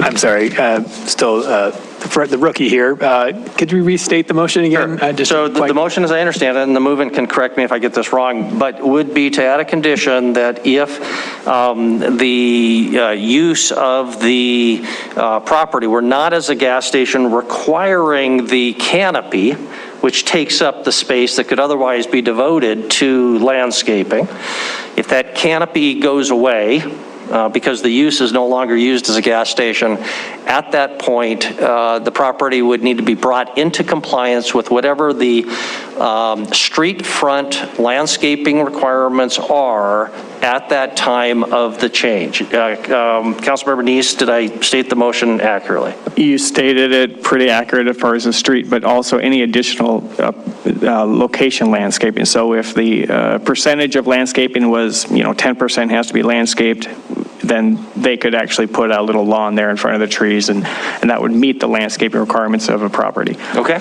all right. Councilmember Gillick, did that clarify the motion? Yes, I'll second it. I'm sorry, you want to make a second to that? A second, yes. Okay. Discussion, I'm going to turn it to Councilmember Tricky with your permission, and give it to Councilmember Nicole. Just let her comment, and then back to Councilmember. Nicole, I'm going to hand it over to you, then go to Councilmember Tricky. I just wanted to clarify so you understand that the fuel, you're talking about removal of the fueling station, the gas station use. In other words, the canopy and the gas pumps and all that. You're not talking about the use in the structure. You're talking about the gas station use on the front of the property. If that goes away, is taken away, it wouldn't be triggered by a change in the use of the building. It would be triggered by the removal of that use. So the other use could continue. Yes. It's just the secondary use would go away. Right, yes. And that's when you would want to trigger the street frontage landscaping, parking lot landscaping, and any I'm not sure if we'd be able to trigger the perimeter landscaping, but Well, I think it would come to a special review at that time. Do I understand that correctly? no. Okay. If they remove the fuel canopies, in 6 months, they don't have to come back for a special review because those uses are not part of this necessarily. All right. Okay, discussion, Councilmember Tricky. Don't go away. I'm going to get you in this chair sooner or later. Okay. My question is, so this is a major change to the property. Doesn't that trigger like a building? I mean, don't they have to go through building codes and stuff like that for something like that? To remove the canopy and fuel pumps? Yeah. They do a demolition permit. That would be it. And they would probably do some sort of permit with DEQ to remove the fuel pumps. The only thing we would know about would be the demolition of the fuel canopy structure. And so nothing would trigger them coming into compliance with existing code until they put something in that place until they other than rebuild this something. condition. So if you remove something that doesn't trigger proportionate or compliance with code, you've just removed something. But if they put something in there, If you put something in to replace it, that does trigger compliance. So basically, we're triggering a code change, a compliance to a demolition instead of to an actual construction, if we were to pass this. Right. Okay, thank you. Okay, thank you very much. Further discussion? Back to Councilor Bernice. Thank you. And again, I'm bringing this forward because RECODE is out there. That's what that's what the council passed. That's what the city wants to see in landscaping. And I agree during the special review period, this makes it impossible to meet the landscaping codes. However, if the property changes where it is allowed to be able to meet the code, we should put that condition, because this is the only time we can do it. We cannot do it again if they tear that down and they don't change the other use of the property. And so if we want the city to follow and start building towards RECODE, and that's what was passed, then this is the time to do it during special reviews. Thank you. Okay, thank you. Further discussion? I get questions, I guess, for the move-ins. I hate doing this kind of drafting on the fly on something that's could be potentially pretty complicated, but I think we get the point, which is if the space becomes available for landscaping, that the landscaping would be required. Is it the movement's intent that the exact wording of this condition, if the motion passes, be worked out between staff, legal department, and the developer to maybe fine-tune the language a little bit, or are we trying to actually be really super specific about the language? I'm not trying to be very specific on this. However, if for some reason that this is where I would say if something like that were to happen, again, unless it's in this condition, it's not going to happen. But if it's in there and it comes to that condition, and for some reason they still can't meet it, then bring it back as a special review and let's look at it and pass it at that point. At least we get, again, so the property to up a little bit more towards conformance. Okay, further discussion on the proposed amendment. Council Member Purington. Nicole, if the gas station was torn out and whatever the use was going to be to put in there, would they have to come before the zoning commission to ask whatever it is that they wanted to develop there? No, not unless it was a special review use. So if what you're saying is we scrape the whole site, take down the building, take down the fuel canopy, pull out the fuel tanks, pull all the asphalt out and just start over. Then full compliance with the code is required. And only special review uses have to go to the zoning commission and to this council. So if it's an allowed use, it just goes in and we assure conformance with landscaping, sign standards, off-street parking, building settings, setbacks, build to zones, all of that. So what I'm asking is really this kind of a moot point. To me, it's kind of a moot point, because if something new goes in there, and it's going to have to conform to whatever the landscaping rules are at that time. However, if you just take something off, let's say they take off the fuel canopy and pull up the gas tanks and then repave over the top of it and turn it into parking. The only thing really that we could do in planning would be saying, oh, wait a minute, you're adding parking. Is that 10% more than the parking that you have now? That would trigger another special review. By having this condition, you say, if it comes off, if that fuel canopy goes away and those tanks come out of the ground, then at least at the bare minimum, the street frontage landscaping would have to be put in. Okay, further discussion. Council, we're now at an hour on an item that we all hoped was going to go very quickly. I'll just remind you. Are we ready for a vote on this proposed amendment? I'm seeing some nodding heads. So we'll go ahead and have a hand vote.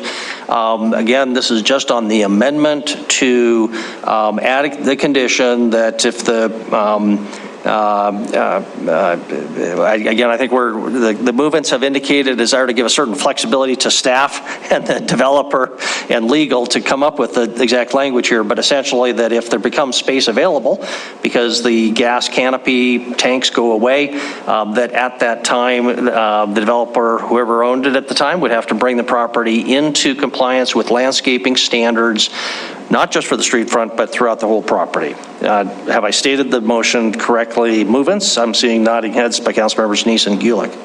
If the motion is clear, then if in favor of the amendment, raise your hand. Voting in favor are Councilmembers Shaw, Gulick, Neese, Cole, Tidswell, and Boyette. If voting in opposition, please raise your hand. Voting in opposition, Council members Owen, Joy, Tricky, and Purington. So that amendment passes. Bring us back now to the amended motion for approval with that amendment. Any discussion before we proceed to a vote? Don't see any, so if in favor of the amended motion, please say aye. Aye. If in opposition, say nay. Motion, the amended motion passes unanimously. Thank you very much for everybody's input and efforts there. Council, we're close to 8 minutes from break time. What's your pleasure? We're going to have a joint presentation on items 3A, 1 and little 2. We can break now, or we can get that presentation and take a break. Monica, how long is your presentation? I think I can do it in 10 minutes. Okay, let's, Council, let's get our presentation in and then we'll take a break.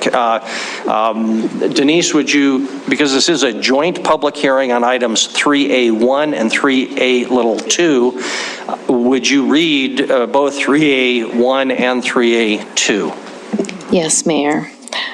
This is concerning Alkali Timbers LLC property. It is a joint public hearing for annexation 2114 and zone change 1003. A resolution for annexation 21-14, a parcel located west of Alkali Creek Road. David and Allie Mitchell are the petitioner. Staff recommends a conditional approval. Action this evening will be approval or disapproval of staff's recommendation. Also is the first reading ordinance for zone change 1003, a zone change for a new planned neighborhood development for 104.42 acres of land to be annexed in 3 phases south of Alkali Creek Road, north and east of the Billings Airport and west of Foothill Drive. Alkali Timbers LLC is the owner. IMEG, Colton Notarud, PE, and Anna Vickers are the agents. Zoning Commission recommends approval and adoption of the 10 criteria. Action for this item will be approval or disapproval of the Zoning Commission recommendation. Thank you very much. And Monica, I'm assuming that you have a joint presentation on 3A little I and 3A little 2, is that correct? I do. Okay, thank you. Correct. Go ahead. Okay, good evening, Mayor and Council. Nice to see you. For those who I haven't met yet, I'm Monica Plecker, the Planning Division Manager. So I will just jump right into this presentation. Want to talk about a couple of things tonight.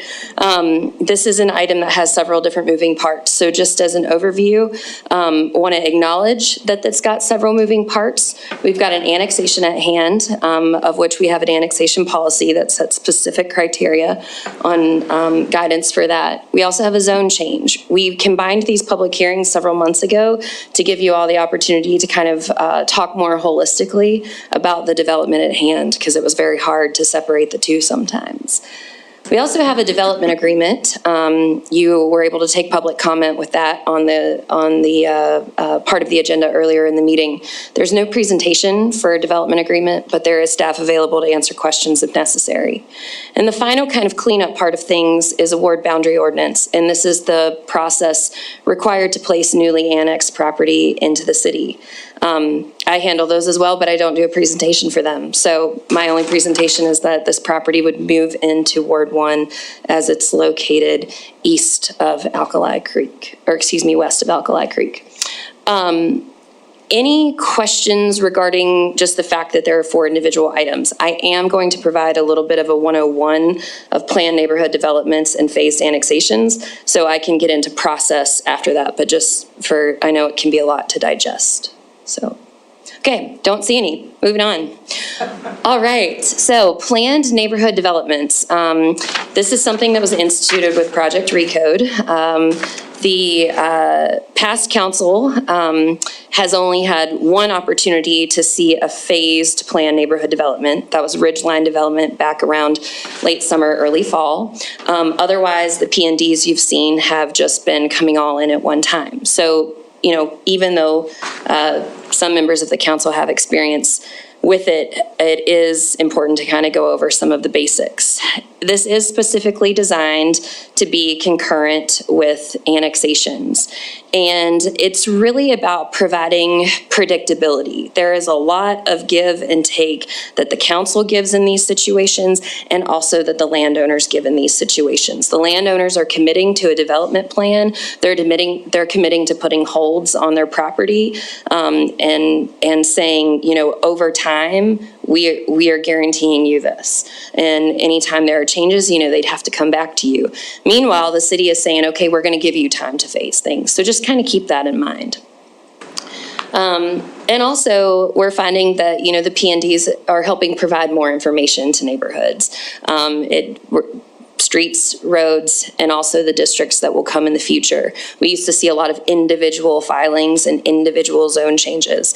The benefits of this is really that it's predictability for you, it's predictability for the neighborhoods, it's planability, and ultimately, one of the biggest things that we heard you say is that you were frustrated when people would go to the county commissioners for zone changes and then annex after the fact. So this process is really by design to help you be in the driver's seat. So a lot of pluses, a lot of advantages to this. So this is by design, like I said, and all the documents are working together.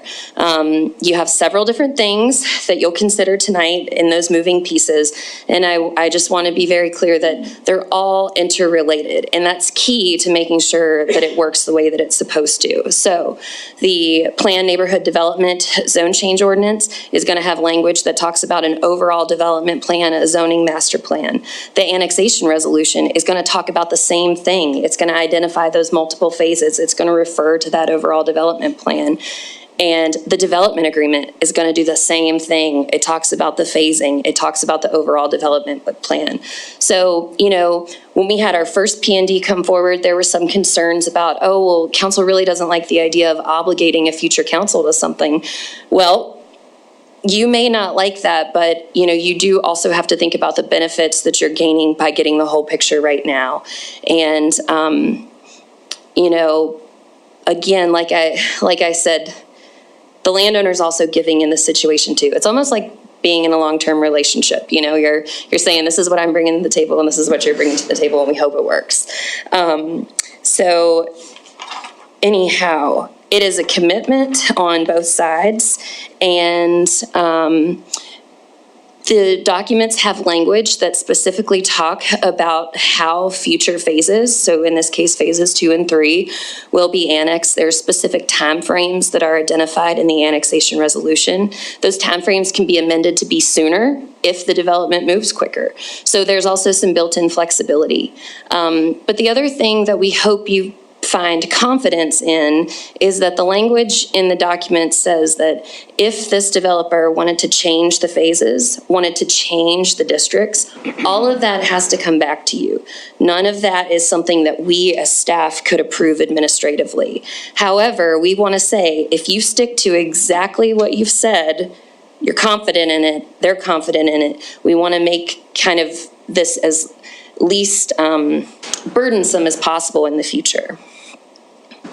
So as a final note on how all of these things work together, I want to just touch a little bit on the difference between a resolution and an ordinance. We have a resolution which handles the annexation, and we do have a little bit more flexibility with the annexation resolution. We can say this is when we want certain trigger points to be, and it's effective.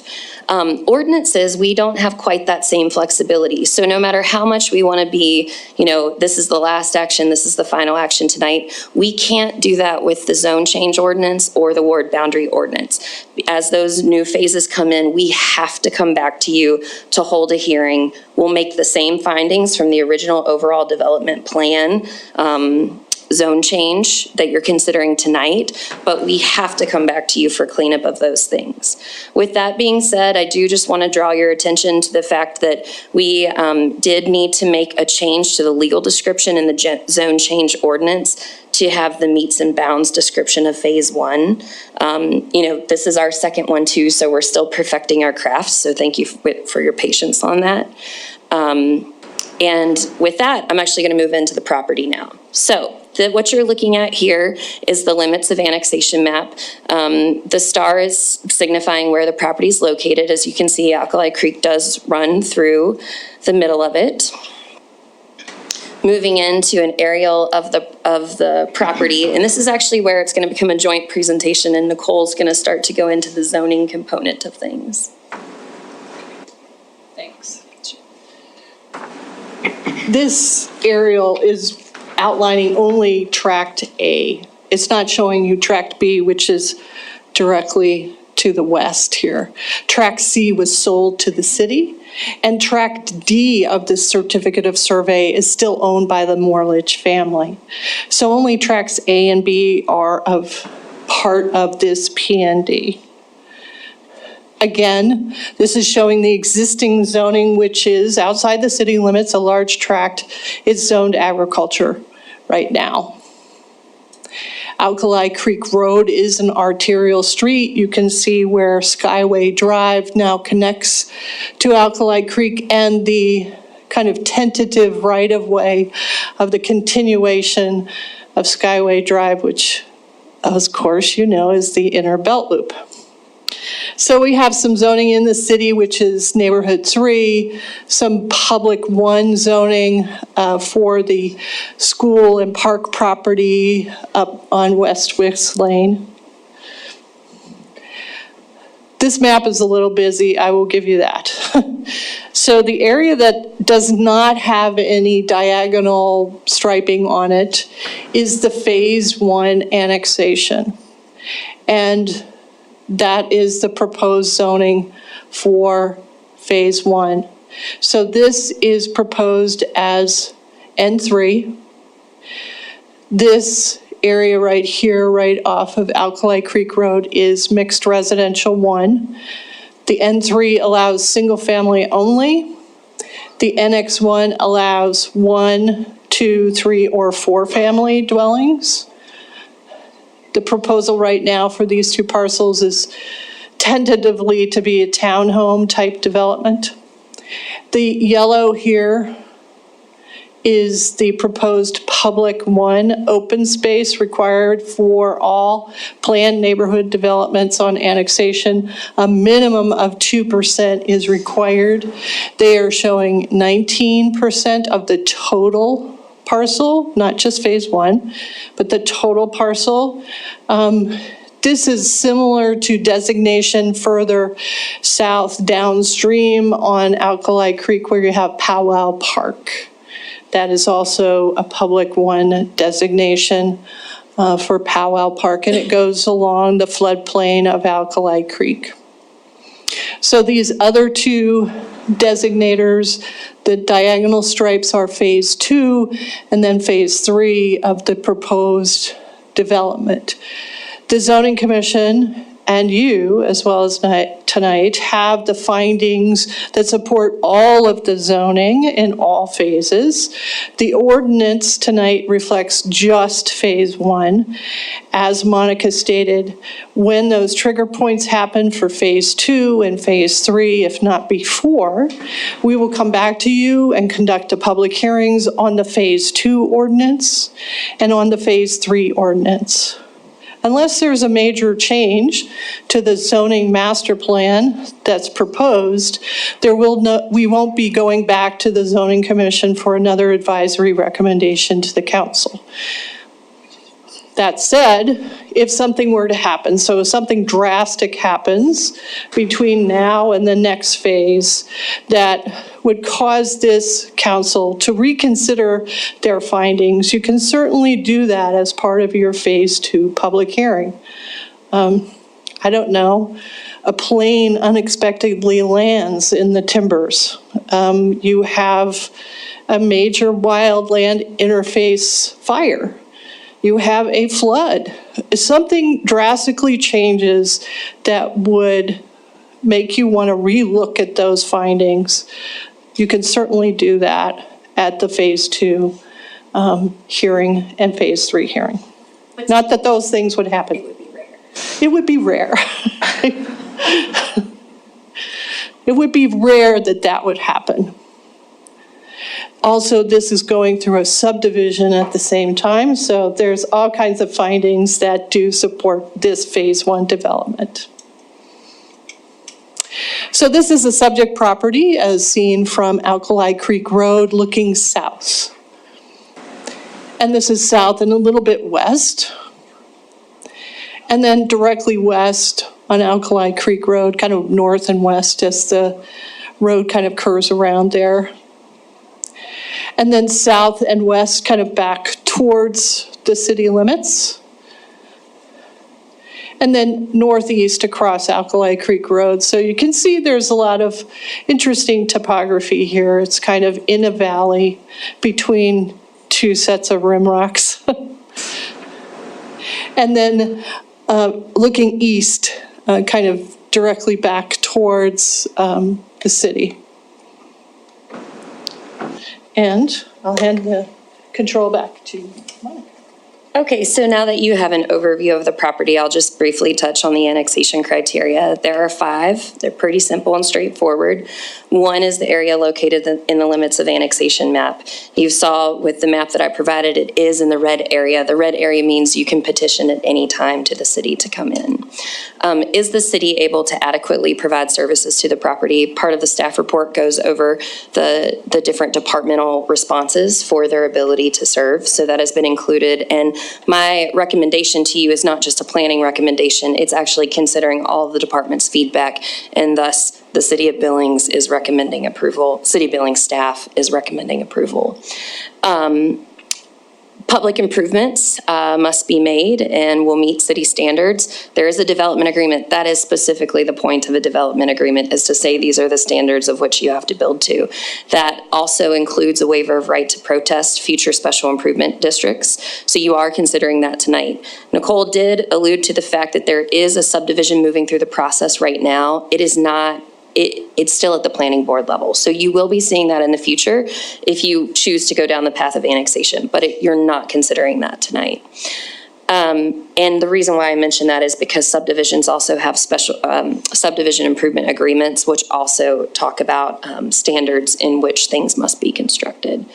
And finally, that the proposed development site will be done in compliance with zoning and site development regulations. So with this coming into the city, and because we do have building permits and things like that, it undergoes plan review, and all development would be compliant with zoning. So staff has no issues with with whether or not the criteria has been met on the side of annexation things. And here is your zone change criteria. Of course, all zone changes, including PNDs, have to meet the 10 review criteria or have favorable findings in the majority for each one of these criteria. So these are kind of summarized on the screen. They are fully spelled out in your staff report as far as the findings that the Zoning Commission is recommending. So the Zoning Commission is recommending approval to you to change the zoning to the N3, the NX1, the NMU neighborhood mixed use, and public 1. And this covers the entirety of the proposed development, which is 3 phases. It meets the growth policy in the Heights neighborhood plan. It does have at least 2 zone districts in this development. In fact, it has 3 different zone districts, so it has 1 more than it actually needs, plus the public 1 zoning, which is required of every PND. So the adjacent uses and the zoning, we believe, are compatible with the proposed zoning plan. The Zoning Commission found that to be true, and it meets the PND zone district standards for arterial street zoning, block links, connectivity, and zone district assembly.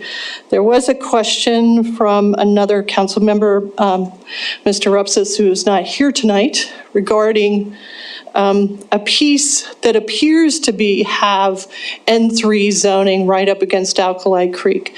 But you can't see it on the zoning plan, but there is a strip of park property that is between Alkali Creek and that N3 zoning, which is intended to contain or continue a walking trail that comes up through Alkali Creek and then across the street frontage and then back around to the south and west. That's not part of phase 1 ordinance, but it will be part of the future phases. So, recommendation is that you hold the public hearing on the annexation and the zone change and act on each item. The corrected ordinance worked on today it does have the meets and bounds description for phase 1, and one of the numbers got transposed in one of the sections. We also added a section that refers to the effective date, as long as it's, the resolution of annexation. If it's longer than the 30 days from second reading, that it wouldn't go into effect until the annexation resolution is in effect. In other words, we don't want the zoning to be in place before the annexation is perfected. So we put that in there as well. Okay, is that the end of the staff presentation? Okay, thank you very much, Monica and Nicole. Council, it's 7:41.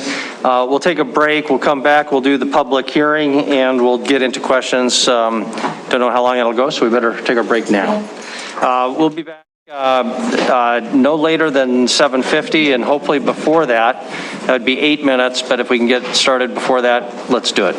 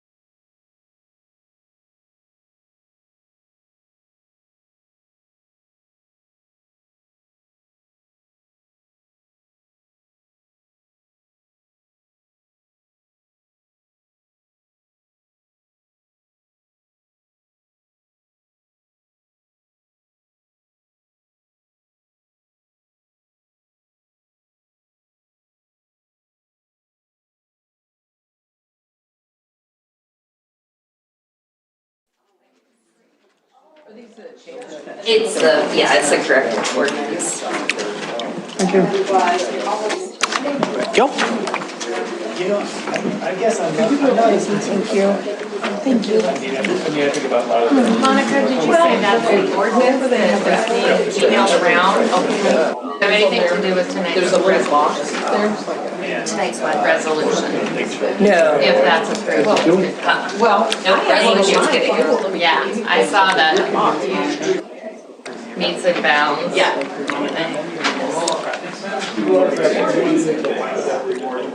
Right, it's saying that there's no hatch. Just see this is phase one. Thanks. Yeah, I mean, but I think that, going along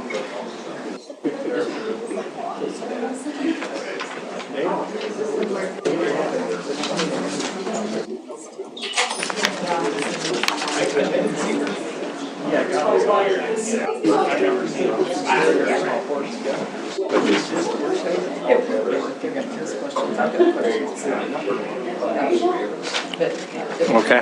Are you guys ready? All right. Thank you, everybody. We will recommence here. Thank you for coming back. You could have left, but I see some familiar faces. Before we open it up for public hearing, Monica or Nicole, we just were handed a document. Can you tell us what it is that has been given us, and specifically, does the developer or the developer's agent have a copy of this, and have they had a chance to look at it? Sure.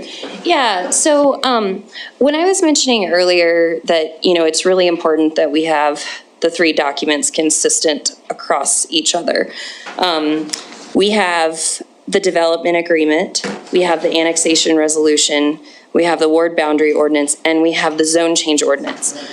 With the changes that were made in this ordinance, it pulls in a meets and bounds description for phase one. You see that meets and bounds description identified as phase one in the annexation resolution. You see it in the ward boundary ordinance, and it's even attached to the development agreement. So we were describing the land differently in the originally attached ordinance for the zone change. And so now this just ensures that it is completely consistent across all four documents. And then the other item that Nicole kind of quickly covered at the end, if you go to the last page, not the one that has the exhibit, but the last page with text, section 5, effective date. This is language that we have both in the ward boundary ordinance and the zone change ordinance now. And it says, this ordinance shall be effective 30 days after the second reading of the final adoption is provided by law, or upon effective date of resolution 22-blank, which you'll vote on tonight, approving the annexation of the above territory, whichever is later. This was a change. The mayor had brought up some just language questions, wanting to make sure that, with some of these things that require second readings or second steps, that we weren't getting the cart before the horse, but would still allow us to consider everything as a package together. So truly what happened here was the legal description was changed to be reflective of the meets and bounds for phase one. Okay, thank you very much. We'll open it up for public hearing then on item 3A. This is a joint public hearing, item 3A little I and 3A little 2.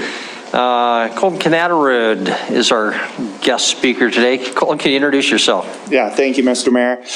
Yes, as Mayor Cole said, I'm Colton Canadarud with IMEG. We're the consultant for David and Allie Mitchell, who are the developers for this property. I don't have much to add to Monica and Nicole's presentation. I believe it was very complete and thorough. I would just like to mention that from a consultant's perspective, the ability to do this phase zoning and annexation is much appreciated, and we definitely like having that tool added. I know for our developer clients, it's a lot of risk to go through the filing one process with the plan for 2, 3, 4 down the road, but to have no guarantee or guarantee that filing 2 will be allowed 2, 3, 5 years when it comes down the road. So definitely appreciate Nicole and Monica helping us through the process. As for all of us, this is a new process, but I think is very welcome and will help the city and the developers to just know a long-term vision for their developments, and definitely can answer any questions as well. Okay, thank you very much. Are there any questions? Don't see any, so thank you. Any other public comment? Any other public comment on this item? Don't see any, so we'll close the public hearing. Chris? Yeah, Mayor and Council, I just wanted to comment before you get into your debate and discussion. And certainly no commitments or promises were made, as they shouldn't have been. But this project started out a few years ago as being built out in the county. So from a city perspective, our concern was if this got developed out in the county, as we're looking at trying to build the inner belt loop, we were going to be that much further away from ever getting utilities and getting the development around the inner belt loop as tax-paying, voting, full members of the city. So to me, this is a very important project relative to ultimately setting the tone for what is going to happen with tens of millions of dollars of public infrastructure that has already been committed to be built. And it's not inconceivable, but I think it would be very disappointing. I think the taxpayers of the city should ask for decades, if we build all that infrastructure and road and none of it, the property is developed in the city and helping to pay the bills and voting and running for office, what have we done? So I really think this does set the tone and doesn't guarantee anything, but it certainly creates the opportunity for us to have the development pattern around the inner belt loop be as a partner with the city versus all done out in the county and then wait until some decades later when things begin to fail, be it septics or other things, and then fix things later. So that's a broad statement, meant to be broad in general, but I think valuable for you guys to know that a lot of work went into trying to figure out how can we hit that sweet spot where this project is proposed in town rather than out of town relative to what the future, what we anticipate to happen. So thank you, and staff and developer and others. I'm glad to answer questions as you work your way through. Okay, I see lots of hands. So just as a reminder to council before I start calling on people, we've had a joint public hearing and joint presentation, but now we need to deal with these items separately. First one up will be item 3A1, the resolution for annexation. So are there specific questions, motion, discussion, brief discussion on 3A1? Is there anybody who didn't want to say something? It's just simplicity's sake, we'll just start down there and work this way. Councilmember Shaw. Thank you. Since this is Ward 1, I appreciate that. We're just going to deal with the annexation, so I'm going to make a motion for that. Having conducted a public hearing, considered written and spoken public testimony, I move to conditionally approve annexation 21-14 as recommended by staff. And if I could speak to that just really quickly. Absolutely. If there's a second. Is there a second for the motion? Councilmember Gulick. Thank you. I really appreciated Chris's comments. And I just want to say I'm excited about this project. I think it's going to be great. I think it's going to be really a critical piece in gaining momentum for the inner belt loop. And so I'm really excited about that for both the Heights and for Ward 1. Thank you very much. Further discussion? Councilmember Gulick, Nees, Purington. I have a non-ex parte disclosure to make, which is that I did have lunch with Max Griffin, one of developing this project, but we did not discuss this. So just to keep that make that clear. Okay, Councilmember Nees. Thank you, Mayor. As part of the annexation, of course, this is conditioned on the development agreement, and part of the development agreement, there's a question I have for Debbie on that, if we wouldn't mind. It could be for the developer too. The question is, we're allowing a trail to be built. It says along Alkali Creek Road, and there's also some condition or within the development. Do we know where this is, the trail is going to go?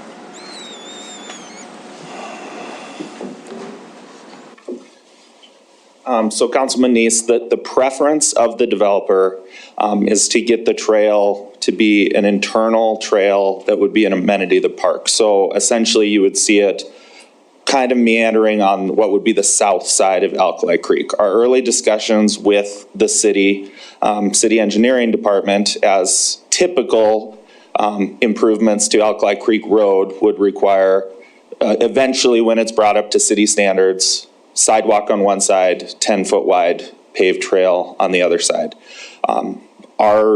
The developers, as well as myself, and in discussions with the city, felt that amenity could be accomplished within the parkland, more adjacent to the trail, and would then be a more desirable trail feature and still provide connectivity through the property, which we believed was the intent of the multi-use trail process.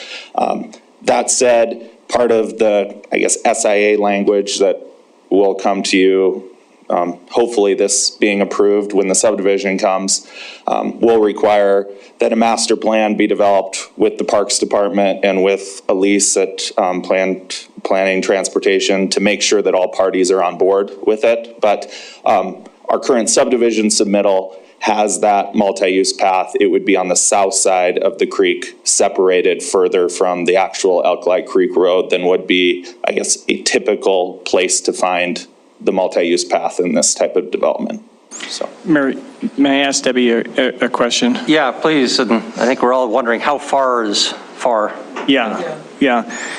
So Debbie, I believe the sewer and lines are going in there and things like that. The road has to be rebuilt.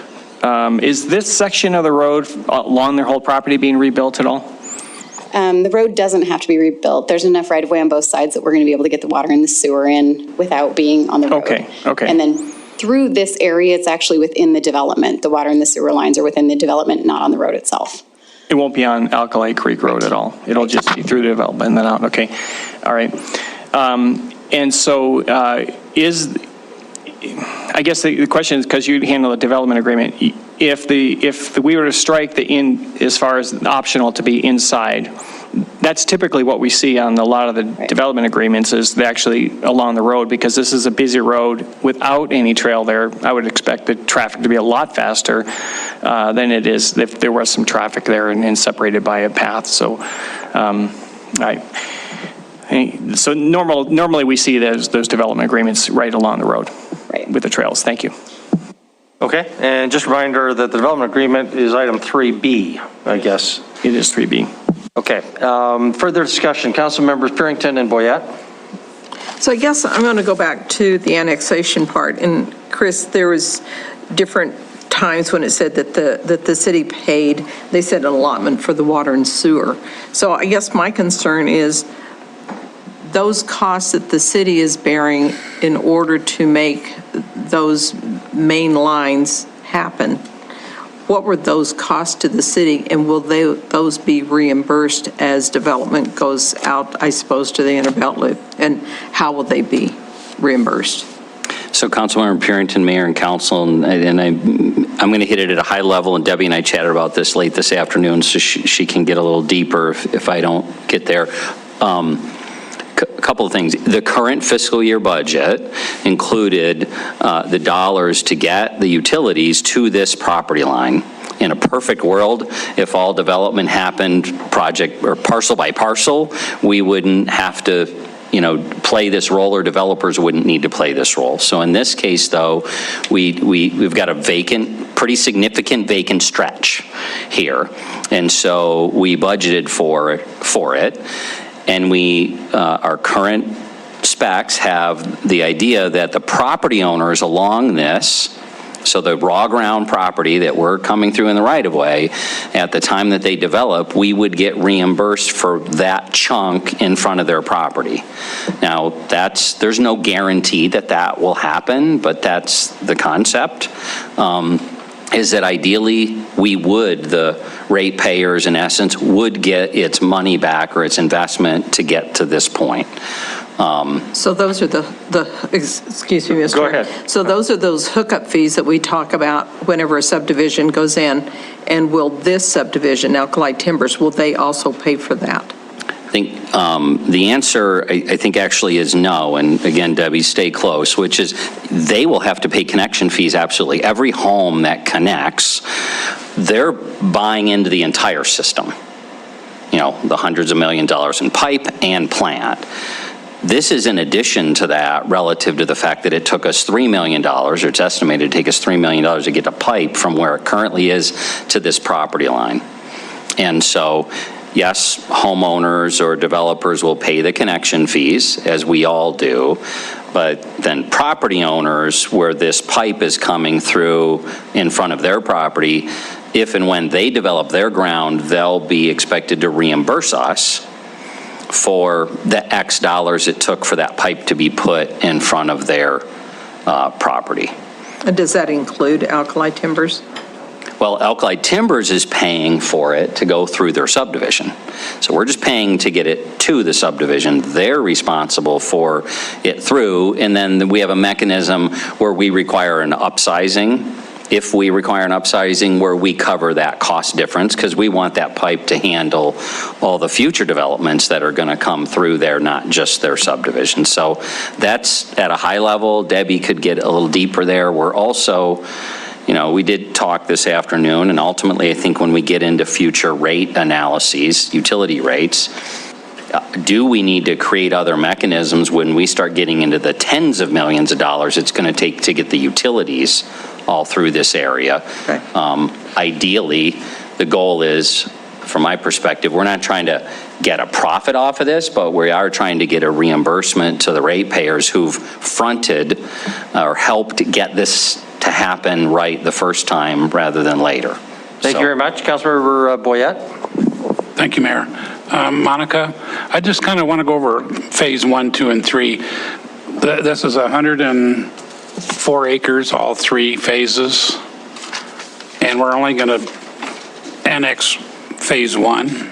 Tonight, yes, you'll only annex phase 1 tonight, which is 56 point. So phase 2 and 3 will stay in the county under ag? For the time being. So back to kind of how this phased annexation works is they've submitted an overall development plan that says, okay, here's phase 1, 2, and 3, and here's the zoning for the entire thing. So it's almost like putting a hold on the property and saying, this is the zoning plan for this whole area, though it can't be effective until it's actually in the city. So there are triggering points that are identified, and the triggering points are related to timeframes. So it is said that within January 10th, assuming that the development agreement gets and the annexation get approved tonight, that January 10th, 2025, I believe, I will get it to just make sure I'm correct here. January 10th, 2025 is when phase 2 will become effective, and January 10th, 2029 is when phase 3 will become effective. So that allows for the developer to carry costs for phase 1, get cash flow, have market conditions, you know, be able to drive the ability to have the capital to develop phase 2 and onward. So those additional phases will not be effectively annexed until these triggering points. The language is specific to say that, let's just say they build out way quicker than they expected, or let's just say that they're able to move quicker for whatever reason, that they can actually come to the city and say, we actually need this to be sooner. And when they do that, we have a series of notifications that we have to make in order to get that date to be sooner. That's also when you would see a ward boundary ordinance and an updated zone change ordinance. Okay, Councilmember Purinton? Just following up on that, I think I read, and it may have been in the development agreement part, but it said that if they don't meet those deadlines in phase 2 and phase 3, that they automatically are annexed into the city. Mm-hmm. So with that annexation, because I've learned from Nicole, you cannot annex if you don't go into a zone. So where is it going to go? Which zone will they go into if they? Sure. Councilmember Purinton, before I actually directly answer your question, which zone will they go into? You raise a very good point. The development agreement, the annexation resolution does talk about how the city will automatically annex this property on these dates. That's what I mean about this developer making a commitment to the city. You know, there's no going back. They're saying, this is how we want to develop. These are the zoning districts that we want to have. We want access to all of these city services, and we're guaranteeing you that we're coming in. And we have that mechanism in there to say, you're darn right you guaranteed it, because we're going to make you, because we said we could right here. So that's a commitment. And that's kind of what I was talking about earlier about how, you know, both the city and the developer are giving. As far as what phase 2 and what phase 3 will be annexed as, the schematic on the back of your zone change ordinance, the colorful depiction, that's showing those areas. So, you know, for phase 1, this is the unhatched area. You know, we've got N3, which is the pink. We've got the park P1, which is the yellow. And then we have the NX1, which is the blue. So under these hatch marks are showing phases 2 and 3, and that'll be the P1 and the N3, and then also N3, P1, and the neighborhood mixed use. So it has to come in according to this plan. And if they want to change this plan at any time, they have to come back to you to ask for approval of that, because it would deviate from what is being approved. And ultimately, this overall development plan is referred to in all of the documents that hopefully you're approving tonight. Thank you. Okay, thank you. Any further discussion? Reminder, we have a motion on the table. Councilmember Neese. I'm sorry, I'm coming back to that development agreement because that's part of the annexation. Can we get a picture of where it shows the whole road, that Timber Lane South Road on the screen? And then can we get the developer to kind of show us where that proposed trail is going to be? Yeah, that one there. Where that trail may be located, and if the development agreement passes as is. Colton, can you come forward, and can somebody make sure he's got a pointer? There you go. Red line? Yeah, so Councilman Neese, essentially Alkali Creek follows what is our proposed P1 area, right? Pretty close to the center, right. Obviously meanders through there. The proposed trail would be then on the, I guess, west and south side. Let me help you. Apparently have fat fingers here. So it'd be on the west and south side of the creek.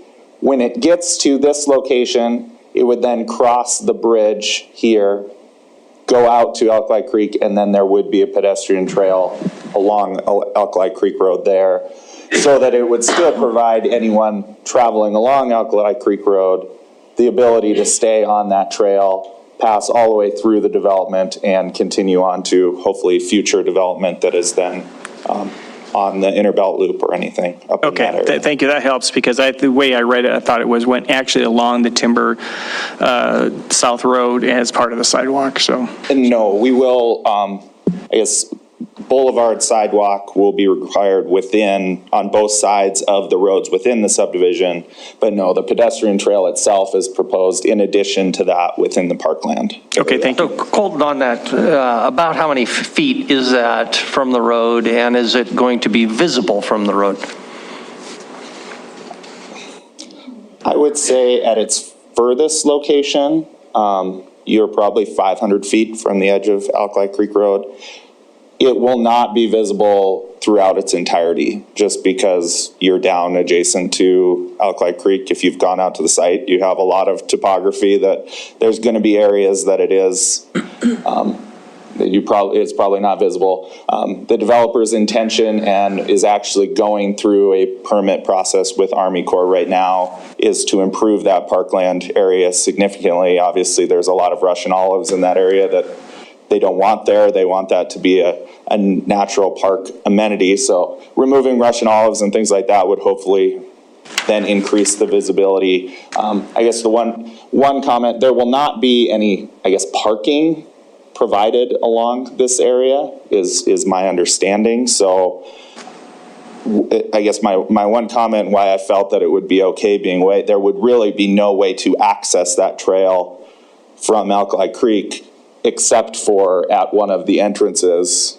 and that it would be adjacent to Alkali Creek at both of those locations. So you wouldn't run into the situation where somebody parks here and goes, where's the trail? Because there's not an access point there. Okay. So, And when you say Alkali Creek, you mean Alkali Creek Road? correct. Okay, Yes. not the creek. Thank you, Mr. Mayor. Yes. Okay. So if you miss the entrance on the one side, how far are you traveling through the traffic to get to before you get on a trail again? In other words, how long is it going to be off of Alkali Creek Road? I'm just guessing here, but I'd say it's 2,000 lineal feet. Thank you. Okay, council, we prepared to vote on the underlying motion. Is there any other discussion? Councilmember Purington? Well, just one other question about, it makes me nervous about floodplains. And Wyeth had sent, I think, an email that showed that floodplain. It's kind of brown and everything around the park area. And so, okay, so there was, in the memo, it said that the Corps of Engineers is going to be looking at this as well as someone else. So what if they say, no, this is a terrible idea? I mean, that's still before us. And then also, what culpability, in case this thing does flood out, that whatever those, designs come up and they don't work, because now we have rocks falling and we get sued because the rocks have fallen. Is there any culpability for the city if it floods out because we approved all of this? Sure. Councilmember Parrington, yes, there was floodplain information provided. So obviously, Alkali Creek runs through the property. There is a mapped floodplain there. Just because there is a mapped floodplain does not mean that no activity whatsoever can occur within the floodplain. There's several different guidelines about how you can construct things, trails, having that be open space and not buildings, that's fine. As far as the design of the trail and making sure, that it's designed in accordance with the floodplain regulations, ultimately that has to happen because the city does issue floodplain permits for work that's done in the floodplain. So, we do kind of have a checks and balances there in that circumstance. The floodplain truly is more of an issue related to subdivision and access for the subdivision. And when the subdivision comes forward, you'll have more information about the second point of access and really what they're proposing there. So as far as, not directly answer your question, but as far as trail within the floodplain, we're not concerned about that. And the decision that the Army Corps is going to make is actually going to be more directly related to the specific location of that second access. I'm not really talking about the trail so much as the homes that are right around that trail. Sure. So you can have property that has floodplain on it. If you're going to build in the floodplain, you have to build like 2 feet above the base flood elevation. But also, I believe, from what I've seen with the subdivisions, the lots that do maybe have some floodplain on their property, the home site is actually outside of the floodplain. Additionally, there's lender requirements anytime the floodplain, they may require that you have flood insurance if it's on your property. But as far as the feasibility of having lots that are adjacent or have some floodplain on them, there's nothing that prevents them from creating those lots. Thank you. Tons of guidance on how to do it, though. Okay, council, let's move to a vote. We've got the underlying motion, which is for approval, consistent with the staff recommendation, item 3A(i). This is the annexation resolution. If in favor of the motion for approval, please say aye. Aye. If opposed, say nay. Motion passes unanimously. That concludes item 3A(i). Brings us to item 3A(2), the zone change ordinance. We've already had our presentation and the staff report. So, council, is there further questions, discussion, or motion? Council Member Neese and then Council Member Shaw. Having conducted a public hearing, considered written and spoken public testimony, I move to approve zone change 1003 and adopt the findings of the 10 criteria as recommended by the Zoning Commission. Council Member Shaw is the second.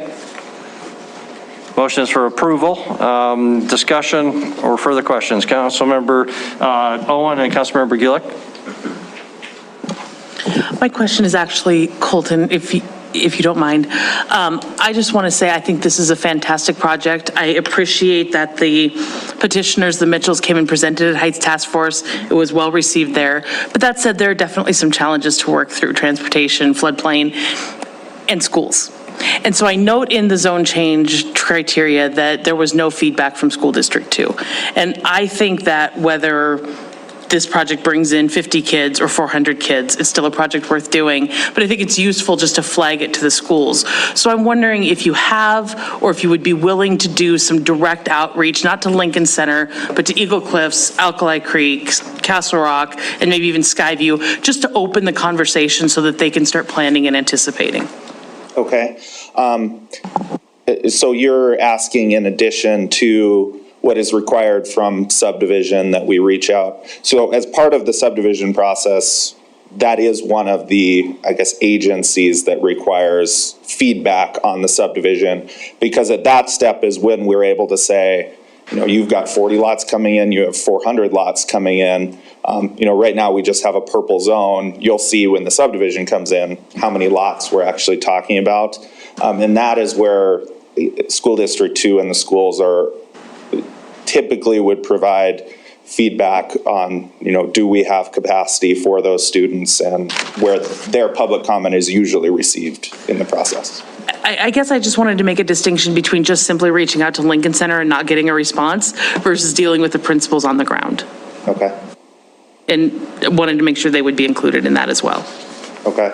I guess Monica and Nicole, are you able to comment on what that process looks like? I've always assumed, I guess, that local schools, as part of that feedback, because we'll usually receive a letter that says you are in district where your elementary school would be this, your middle school would be this, your high school would be this. They have capacity, they're over capacity, this or that. So it may be an incorrect assumption on my part, but I always assumed that that was information being provided by those schools that we were getting data from. So. Monica, can you comment, and then we'll go back to Councilmember Owen? Just a quick point of clarification. I think the distinction that I'm hearing here is, okay, if you're reaching out to the district as a whole versus reaching out to the schools individually. We do not reach out to the schools individually. We have a contact that we send our annexations and our subdivisions to that is representative of the district. They do provide feedback, and they specifically say, this is the school district that this is in, this is the number of kids, this is the capacity, and those things are, if they have red flags or if they have issues, then those are included in the staff report. And in this case, we've simply been provided capacity numbers and no red flags from the school district. So I guess what I would say as a point of, you know, what we're considering here is like a, you know, a special, hey, could you do this? We don't require it as a part of what we're doing because we have this process that's identified that we're handling as staff. So that would be over and above what Councilmember Owen has asked for, would be over and above what we do as part of our application review. Right. My understanding is it was a request to the developer to give that heads up to individual principals. Councilmember Owen, you want to come back to this? And I fully understand that it's above and beyond what the typical process is. I know that there's significant growth happening concurrently in the Heights all at the same time, and that the principals aren't always consulted, and that they may have information that the Lincoln Center doesn't necessarily have. And I just think it would be helpful, not because it's a requirement, not because I think it's a basis for approval or disapproval, but just to engage them as good neighbors now so that they can start planning and anticipating. Are you satisfied, or you want it? I'm satisfied, thank you. Okay, all righty. Because we could make him come up and do a blood oath or something. But I do think it's a good idea. I know that the school district too, often that system does not work well for, they have a representative on the planning board who for years simply never came to any planning board meetings. They've rectified that, and I think that has improved, but I'm not sure either what information actually finds its way downstream where it actually matters. Okay, we have a motion before us. Further discussion, Councilmember Gillick? Yeah, I just, more of a comment. You know, I appreciate what City Administrator Kukulski said early on, this is a project that could have been developed in the county, and I appreciate that there always is that kind of tension that occurs, and clearly within the pre-application meetings, surrounding neighbors were really wanting to have as low a density as possible. Most of it is N3, zoned N3. There's a little portion that is the NX1, and that's just because that's what is required now by our zoning ordinances.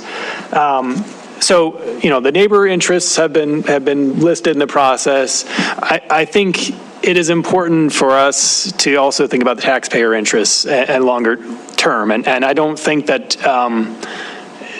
I fear that that lower density zoning districts like N3, ultimately in the long term are not paying.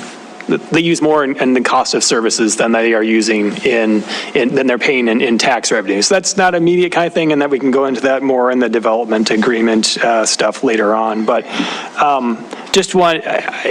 I'm going to support this. It's under this current system we have there, it makes sense. And I absolutely believe in the predictability for developers, absolutely critical, because they're making huge investments and they need to understand what the process is. But I am going to be in future council meetings bringing forward some demonstrations of how, as a community, and how we develop in the future will affect whether or not we need to be going back to taxpayers for mill levy increases and things like that, because most of our new development now is not paying the bills we have. And so just sort of my comment.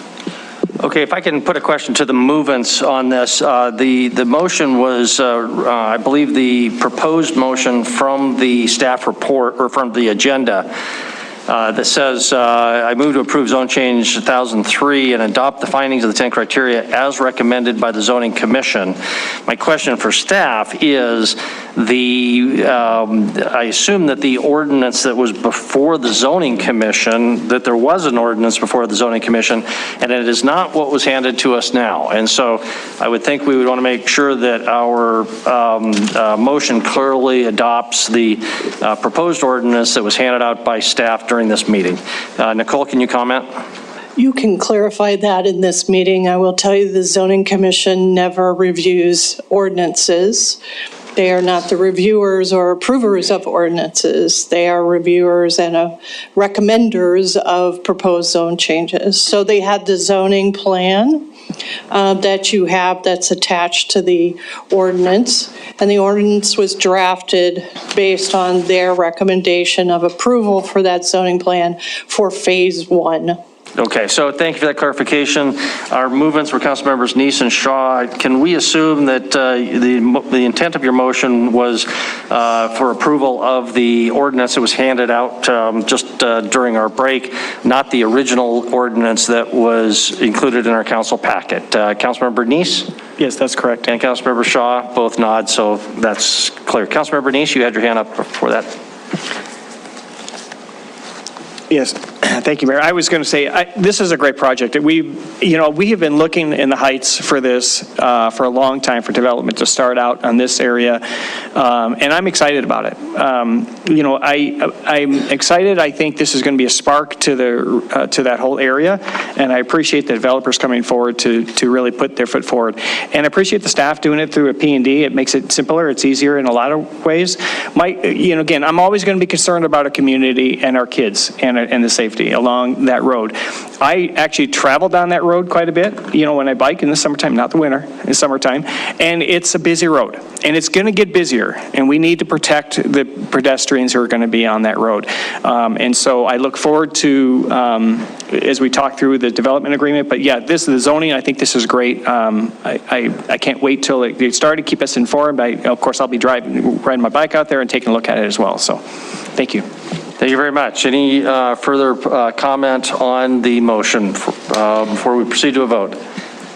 I am not seeing any, so, I'm sorry, Chris. Mayor, I'm sorry, I made a commitment to Councilmember Rupsis, who out of an abundance of caution is not here tonight. He had 2 questions, and they were regarding zoning. They were emailed earlier, but we didn't get to email the response out, so I'm hoping, I know Nicole touched on one of them, but I just want to make sure they're on the record for you guys. So the first one is N1, N2, and N3 districts shall not be located on arterial streets, yet this zoning seems to include that. So Nicole tried to touch this before, yet the zoning plan of N3 directly on Alkali Creek, why? It appears that way because of the cross-hatching of the phasing. In Phase 2, it appears that the N3 is right up against Alkali Creek Road. There's actually a park zone in between that N3 and the street. So it's not directly adjacent in that location. The second question, I believe, was why is there a zone district that's less than 10%? Because in the P&D regulations, it says you shall have at least 2, and one shall not be greater than 88, and one shall not be less than 10. That's only if you choose 2 zone districts. So if you choose more zone districts, you could have less than 88, and you could have less than 10%, just as long as they're distributed across those chosen zone districts. Thank you. Okay, thank you very much. Councilor, are you ready to proceed to a vote on this motion on 3A2? Looks like it. So if in favor of the motion, which has not been amended, for approval of item 3A2, the zone change, first reading, please say aye. Aye. If opposed, say nay. Motion passes unanimously. Thank you very much. That concludes 3A2. Brings us to the development agreement 3B. Monica or Nicole or anybody else, Monica, I guess, or Debbie, somebody want to tee this one up for us? Just for efficiency, since I'm right here. And sometimes I get to pinch hit for Debbie. So development agreements, these are required by the annexation policy to be a condition of annexation. A development agreement is basically a contract between the landowner and the city of Billings that says we will do all of these things. And in addition to doing all of these things, we will also sign a waiver of right to protest, the creation of new special improvement districts. And that waiver is good in perpetuity. It's not limited to 20 years. So the development agreement is broken up into several sections. It tackles access. It tackles where water and sewer is going to be. It tackles, in this case, a multi-use trail. It hits the highlights of what can be expected. These come forward with every annexation, and if it's not a development agreement, then it's a subdivision improvement agreement. Because they basically accomplish the same thing. So that's the point of a development agreement, and that's what the point of the document in front of you is. Okay, thank you very much. Questions for Monica? Monica, I get just a confirmation, a few things. I'm looking at item 7, paragraph 7, multi-use trail. It says the development shall be responsible for the maintenance of the sidewalk and or trail after construction. I assume it's our interpretation, just trying to establish the record, that maintenance could also include replacement long-term. Some people might say maintenance is a little of this, a little of that, but not a significant replacement after many, many years. I assume it is the city's interpretation that that maintenance includes potential replacement if needed. Yes, and just because also of my knowledge of the subdivision that will be forthcoming, which, you know, I do want to be careful to not get too far into the weeds on subdivision, but because this will be a public park and the trail will be located within a public park, it will be maintained by the Parks and Recreation Department. So it'll be maintained just like any other type of infrastructure that's in a public park. Okay, thank you. And long-term, we might want to change that language to, why not make it to include the word replacement or something equivalent. Also then on item number 9, that's the waiver language. And it has a long list of curb, gutter, sidewalks, driveways, et cetera, et cetera. The word trails is not included in that list when it comes out of our Public Works Department. It is included when it comes out of the Planning Department. So this looks like a Public Works Department language. I'm not too worried about that because it has general language about anything else. All other, or any other remaining public improvements. But I just point that out that it's the city's intent, or at least my intent, that we're not excluding trails. We just didn't happen to mention it in this particular document. And you, would you disagree with that? I mean, the waiver could include additional trail.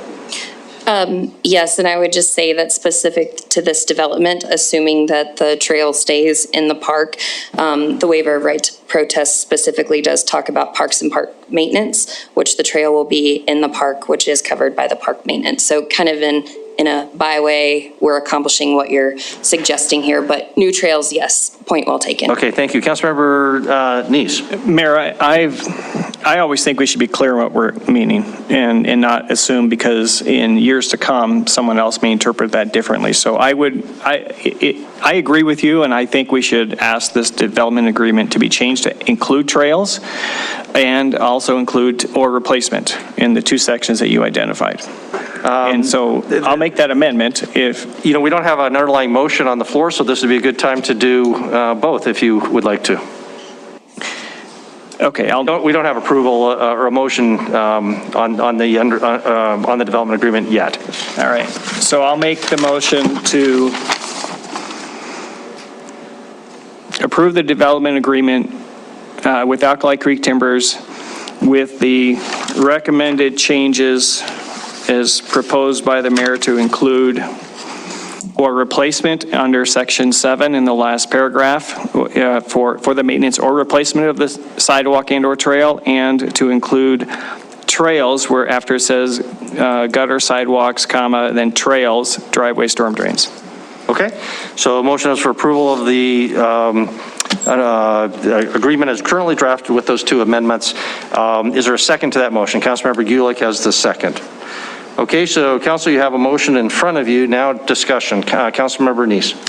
I didn't want to include this amendment in the first amendments, the motion, so I'm going to ask for amendment to the motion along also with number 7 to actually indicate that trail, and thank you for explaining where that trail is going to be. It's a little bit off the road, like you said, 500 feet, it's going to be not visible, but to have that trail condition to be built during phase 1.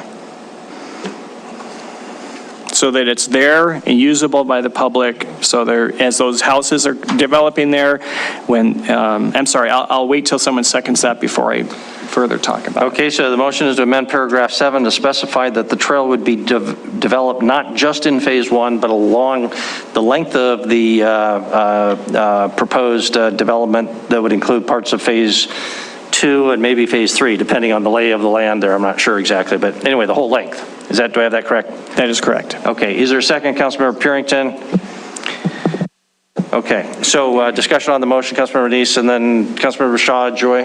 And so as I've seen this before in the Heights, you know, they developed out there by Barrett Road and put the school in, and we had kids walking in the street, intermingling with cars and things like that. In the wintertime, we've had it out, of course, it happened in Lockwood. We've had it even on East Alkali Creek Road. For years, there was no trail or path there, and kids were having to walk in there. So we have those kind of areas all over the city. This gives us an opportunity when we're developing. These are the times we can actually affect how we're going to make sure we provide safety to our kids and people having pedestrians along the roads. I agree with where the trail is going to be. I was a little put off that it was going to be not on Alkali Creek Road, but I think there's a good change. It'll be good scenery for trails. This is very close to the dog park. It's just right up the hill. Then it goes up to the high school. These kids are going to ride their bikes probably to high school or walk up there to the dog park. They're going to be going to Castle Rock Park. Then the Castle Rock Middle School is there. This is going to be a connection to that trail that comes down the Skyview Drive. So this is going to be a great add, but if the trail is not put in during the phase 1, we're going to have people walking along the street again in the middle of the street, and so we need to make sure this trail is built so people who on the far end of the trail can get up to that other connectivity safely. Thank you. Thank you very much, council members Shaw, Joy, and Shariki. Thank you. Certainly 100% agree with the safety issues. Yes, of course. We want, an alternate, something that's not a really busy street for our kids to walk on. But I do have two questions related to this amendment, which is, so I have, and I don't know if they're both for Monica or Debbie. I'm not sure who can answer this, but my two questions are, would it be possible to do this when we don't yet have either the subdivision plan or the phase 2? Okay, figure it out then. Exactly where we are. Okay, all right. And then my second question is about the cost of this. I have no idea what are we looking at millions of dollars in trail construction? Are we looking at a couple $100,000? I have no idea. I don't know. I don't know, Okay. but maybe Colton could answer the cost of the trail. I guess I will tell you kind of what we're thinking over here on the sidelines as far as Councilmember Neese's proposal of requiring that the trail be built out immediately is that we've got to, again, remember that this whole thing is phased. So actually what's being phased in is the 56 acres. That's effective, upon a mutually agreed upon development agreement. I do know that the subdivision that is coming before you in whole with infrastructure phased. It's not going to be multiple filings.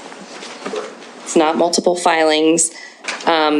So I don't know, I guess is my simple answer. I do think it is a bit of a quandary because of the phased nature of the whole thing. But I do think that it might be possible. Monica, Monica.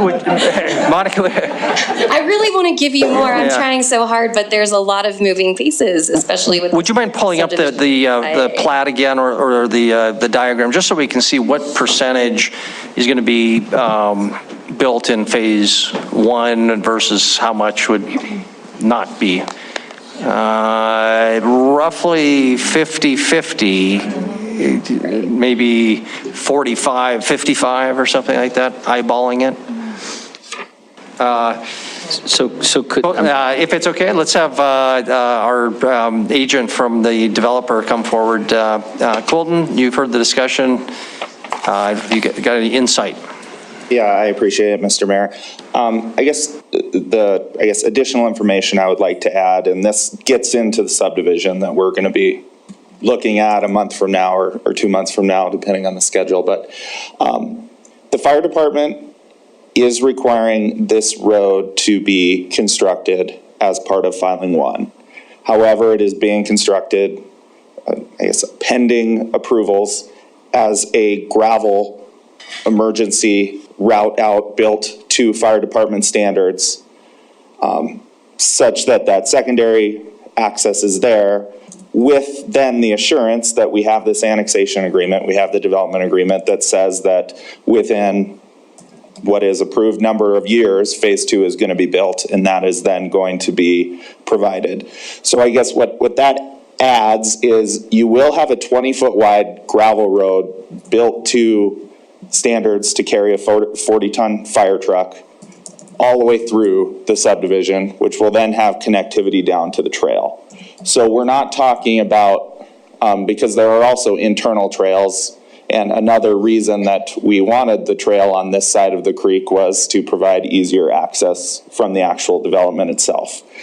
So I guess my number one ask would be not require the trail in filing 2 to be built during this, knowing that there is still a way through the development, and this then limits cost. I mean, this is the reason we do the phase development, is to try to limit the cost of each phase of infrastructure.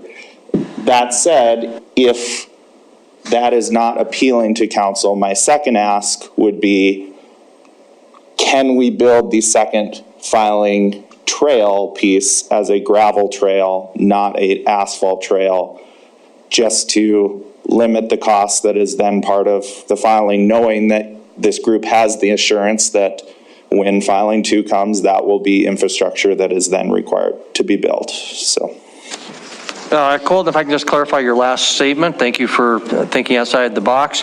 The gravel component would only be in phase 2 or phase 3. You're still contemplating the full pavement in phase 1. Yes, that during is that correct, construction. Mr. Mayor. Okay. Yes. Okay. Thank you very much. We'll come back to that, I'm sure. Councilmember Joy and Tricky. Thank you. Thank you, Mayor and Council. I believe this question is best asked by, or answered by the agent, maybe. You mentioned before the Army Corps of Engineers, and I don't want to get into the weeds, but speaking about compaction, Russian olives and whatnot in this area, would that impact what they're looking at? Would that impact your decisions on the trail? Thank you. Yes, thank you, Councilman Joy.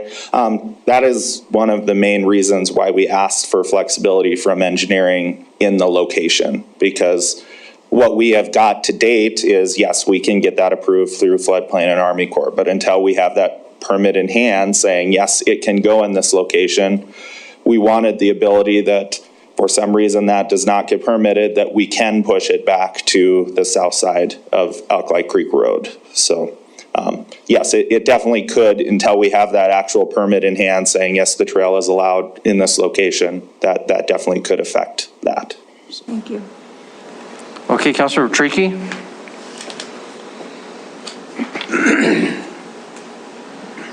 So, hi, thanks. I think this is actually for Director Melling. As I look at the Alkali Creek Road going through there, I'm assuming that the infrastructure that we're putting in place is along the Sun Valley development there, which it looks to me like was developed in the county, so we're extending water through that existing, right? Are we also doing, are there currently sidewalks or anything like that along that road? And we're not doing that. That's right. So there's a county chunk between Strawberry and where this development begins. And so that road wouldn't be improved. We are doing sidewalk work from Strawberry all the way into the school on the south side of Alkali Creek, but not in the county section. Thanks. So I don't know who this one's for. So the existing trail is through the park that goes through Sun Valley, the Sun Valley development? The existing trail on our system? I'm assuming this is being attached to something, or is it just a trail that's? It would be. It's a trail to nowhere. It's just a trail in the hopes that something will attach to it someday. Arterial standards are that they'll have a trail on one side, a sidewalk on the other. And so this is meeting the arterial standard of having a trail adjacent relatively to the road. Okay. Just that county, there's nothing. Oh, okay. Do you have any further discussion? Again, we have a motion or proposed amendment. Chris, you want to comment?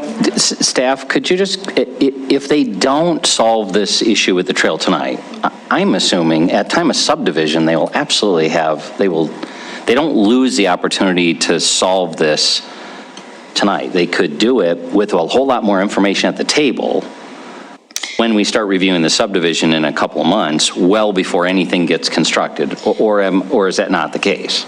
That is true. The subdivision plat has very specific information about where the roads, where the easements, where the connection points are, where the trails are. The subdivision improvement agreement also basically says that until you make your improvements, until you construct them, or until you've bonded for them, you actually don't even have real property to transfer.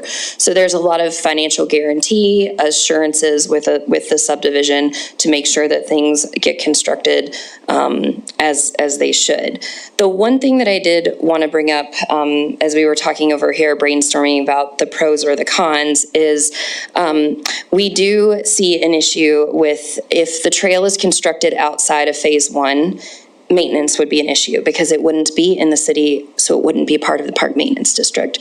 So that would be a potential negative downside to just how we would handle that scenario. But yes, I absolutely agree. Parks has been involved also with the subdivision review. The SIA, you're able to amend SIA language. If there is something specific that you're not seeing on that subdivision plat that you don't like, you do have that opportunity there. As well. The development agreement is basically, the only reason why it's here tonight is because the subdivision is lagging by a few weeks. So otherwise you wouldn't even be seeing a development agreement. They accomplish the same thing. So to your point, Chris, yes, you do have the ability to influence the SIA and the trail as the subdivision comes forward. And just to clarify, Monica, the plan is for the subdivision to be done, all 3 phases to be done as part of the same subdivision now, even though it's not annexed. So how do we approve a subdivision for phase 2 and phase 3 that's not in the city? I may have misspoke earlier. And again, I don't want to, because this is something that is actively going through the planning board right now, it's at the planning board tomorrow night. I do also want to be respectful of those bounds. I would say what I would prefer to do is to email you more information if that's not considered ex parte, since it's something that's actively going through a review process right now. Okay, let's come back to the proposal. Councilmember Neese, and specifically Councilmember Neese, could you comment on the possibility of giving the developer the option to put in gravel in anything other than phase? Yes, I think that was a really good way to come up with an idea to kind of help compromise and get a trail, get someone, get the people be able to get off Alkali Creek Road, still be able to get travel. So I think I would be agreeable with that as long as the second is agreeable. So there's an offer of a friendly amendment to permit gravel. Okay, and so that's considered part of the proposed amendment. And I think it was said that this was immediate. Just to be clear, this isn't the first thing they build. This was just during phase 1. So it's not that it has to be immediate. Whatever your plan was to do in the trail, I'm not asking it to be done the first thing. It would be nice to be done sooner, but before phase 2 starts, we want to see that the people can actually start traveling on it. Okay, I'm sorry, can you clarify the timing a little bit? During phase 1 is what I said. During phase 1, so there would have to be an acceptance of the development improvements, so before you could get acceptance by the city. Mayor, I think what you mean is the release of the ability to be able to actually convey the lots from phase 1. So in order to, assuming that the subdivision is done all in one filing, but the improvements are just phased, we would have a release that says either the improvements have been made or the financial guarantees have been provided, which then open up those lots for sale. So I'm clear about what phase 1 means. And I apologize, Councilmember Purinton, you had the second on this amendment, and you were being friendly on that as well on the gravel, is that correct? Oh, absolutely. Okay, all right. Okay, so that's the proposed Question though. amendment. Councilmember Purinton? Councilmember Neese can pedal through gravel very well. My bike goes on and off road, but it's not electric like the mayor's. Yeah, he's a much better athlete. Councilmember Chiriky, and we'll try to move to a vote soon on this amendment. I just want to make sure that I understand the maintenance process of these trails. So these trails are going to be part of a park that is going to be deeded to the city, and so the city is going to have to create an SMD, I guess it is, a special maintenance district for that park. So the people in that area around there, so essentially whoever buys into that park will be paying for the maintenance of that. And since this gravel portion of it is in the county, it's not going to be maintained by the city, and it probably won't be deeded to the county, so the county won't be able to maintain it either. So it'll just be a gravel trail that hopefully will get fixed. The rest of it will get developed before the maintenance is needed on that trail. Correct. The only thing, Councilmember Chiriky, that I would just clarify is that I don't believe there's any risk in this being deeded to the county because of the way that that the parklands and the filing, the way that it's all going to occur, it would basically just be a trail built through unplatted land. It's not going to be while it's jurisdictionally in the county, it's not going to be owned by Yellowstone County. Okay, thank you very much. Councilor, are we ready to vote, or was there anything else? Okay, so is the motion clear? This is again just the amendment to paragraph 7 to say the trail would extend through phase 2 and 3 and be constructed as part of phase 1 with the portion outside of phase 1 being able to be constructed in gravel at the election of the developer. Okay, that's the proposed amendment. So if in favor of the amendment, please raise your hand. Voting in favor of the amendment are Councilmembers Shaw, Gulick, Neese, Owen, Cole, Tinswell, Parrington, and Boyette. If voting in opposition, please raise your hand. Voting in opposition, Councilmembers Joy and Chiriki. So that motion to make that amendment passes. You now have the amended motion before you. Further discussion on the underlying motion. Any further discussion on the underlying motion before we go to vote? Councilmember Owen? I just had a brief question for the developer's agent again. I'm not sure if I should be asking this now or in the subdivision, but I'm just going to ask it now, if that's all right.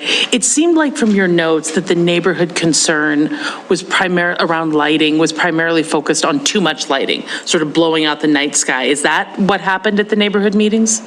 Yes, Councilman Owen, I would say that was a small concern compared to the multifamily kind of consume the issue as you saw there. But yes, the one comment was related to if there are streetlights put in there, and is night sky going to be preserved?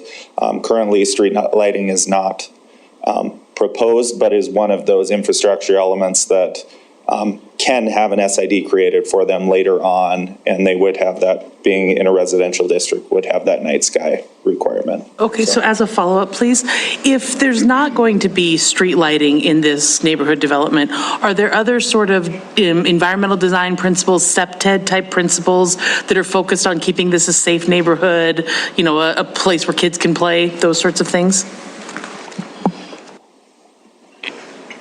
To pick how I respond. So I guess, safety for kids in thinking about conveyance to the parklands. They will be boulevard sidewalks, so there's separation for traveling. I believe all of that safety is, dealt with in the subdivision regulations, will obviously be met by this development.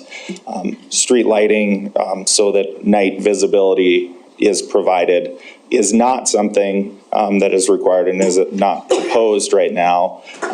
Another benefit of that pedestrian trail being separated from the roads themselves gives that separation as well. But I don't know if that was a great answer, but that's what I got. Thank you. So. Okay, thank you very much. Before we proceed to vote, Councilmember Gulick.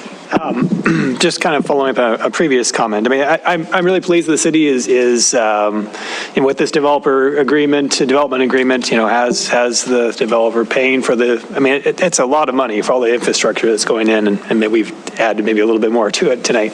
But, and so I think I appreciate that the city is doing this. I don't think it's probably always been the case. And it is an incentive for the developer to be developing at a higher density to be able to afford all of this infrastructure, and I think so. I think that's a good thing.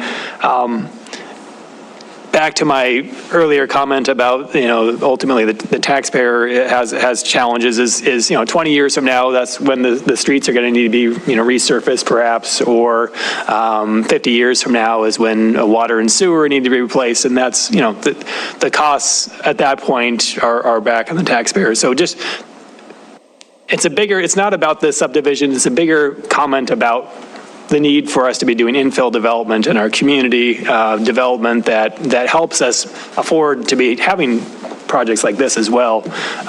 So looking forward to talking to you all about that as well. enough of my grandstanding. No, okay. Thank you very much. We'll proceed to a vote then. So the motion is for approval with the amendment. Again, the underlying motion included those, the addition of the replacement concept in paragraph 7 and the word trails in paragraph 9. And then we approve the amendment for the length, the trail along Alkali Creek. That is the motion. Is the motion clear? Okay, so the motion is for approval. If in favor of the amended motion, please say aye. Aye. If opposed, nay. Motion passes unanimously. Thank you very much. Excuse me, Mayor. 3B brings us to 3C. Mayor, excuse me. Can you confirm who seconded that original motion? Yes, the original motion was made by Councilmember Neese, seconded by Councilmember Gulick. Okay, thank you. Okay. And then the amendment, Councilmembers Neese and Councilmember Carrington. Yes. Okay, that brings us to item 3C, the ward boundary addition. Denise, would you read item 3C? Yes, Mayor. Public hearing and first reading ordinance expanding the boundaries of Ward 1 to include recently annexed property in annexation 21-14, a parcel located west of Alkali Creek Road. David and Allie Mitchell are the owners, and staff recommends approval. Action this evening is approval or disapproval of staff recommendation. Thank you very much. Monica, it looks like you have a short presentation for us. I have no formal presentation, only just for the benefit of the new council members, want to provide a brief explanation of what the ward boundary ordinance is. It's required with every annexation, and basically the point of it is to say that as new land comes into the city, it has to be assigned to a ward, so that those people have the ability to vote for one of you. And in this case, this property is located in Ward 1. In no circumstance does staff ever recommend that you not follow through with a ward ordinance because it creates jurisdictional issues for the obvious reasons. So that's all I have for you. Thank you. Okay, thank you very much. We need to have a public hearing on this, so council, are there any questions for Monica before we open it up for public hearing on item 3C? Do not see any, so we'll open up for public hearing. This is public hearing on item 3C, the ward adjustment, boundary adjustment on the Alkali Creek property. Is there any public comment on item 3C? Please come forward if there is. There isn't, so we close our public hearing. Back to council. Council, how do you want to proceed? Councilmember Gulick. Having conducted a public hearing, considered written and spoken public testimony, I move to approve the first reading ordinance expanding the boundaries of Ward 1 as recommended by staff. Second. Very good. Moved up from seconds to firsts. Councilmember Shaw wanted to second that. So we have a motion before us. Is there any discussion? Councilmember Neese. So I know we're going to go through some rezoning, and we'd probably have never fought over turf on ward stuff before, but I just want to point out that this is clearly well north of Ward 1 and touching, and it's almost touching Ward 2. And so, again, I asked Wyeth about this. I think, Wyeth, would you mind addressing why it went to Ward 1 instead of Ward 2, or someone address that in the email? Monica is coming back to the podium, so we'll let her take a stab at that. Sure. I provided those answers, Wyeth, to provide to you. That's how this new system works. So yes, in evaluating exactly where things should go, it's not always clear. This is one of those ones where as staff, we sat down, I consulted Wyeth on this, and we looked at the property and we said, okay, we feel like there's a very obvious division that Alkali Creek Road makes. And when you take into consideration that the airport just purchased property that is contiguous with this development that would attach to Ward 1, in the long term, you actually do have it in a place where it's going to touch Ward 1. So, Councilmember Neese, I hear you loud and clear. I know you're wanting, more people in your ward, and I will help you one day when I can. But until then, I'm sorry. Thank you. Thank you. We'll visit this when we do our redistricting. Thank you. Absolutely. And I'm going to call on Councilmember Treaky and Councilmember Rowan in just a second, but Monica, just big picture with the census coming down the pike here. Correct me if I'm wrong, but I guess it's my assumption that the district, or the wards, that have seen the most growth, typically on the outskirts of our town, namely Ward 4, and Ward 5, Ward 2, have had more population growth. So in order to have... Ward 3 is really in the race. We were winning the race. Okay. So however that shakes out, in order to satisfy our constitutional requirement of one person, one vote, wherever there's been the most growth, those will actually maybe have to geographically shrink. And those that have seen the least growth will need to expand their geography in order to even up those numbers. Now, obviously, we don't know exactly how that shakes out, but that seems common sense to me. And in this case, I don't know how that's what that means. But I don't disagree with your statements, Mayor. You say you agree? I don't disagree with your statements. Okay, all right. Okay, very good. Thank you. Councilmember Owen and Treaky, whoever had your hand up first. So what you just said was the first half of what I was going to say. The second part of what I was going to say is that as I look at the ward maps as they currently exist, and Ward 1 comes up Airport Road into the airport area and all of that kind of stuff, I think it probably, but then Ward 4 is sitting over here with the beginnings of all the stuff on the west side of the inner belt loop. And my sense is that the most consistent way to do this would be to pull Ward 1 back south and move Ward 4 up into that area, and then have Wards 4 and 2 compete for this piece of property. We'll have an arm wrestling contest right now. Okay.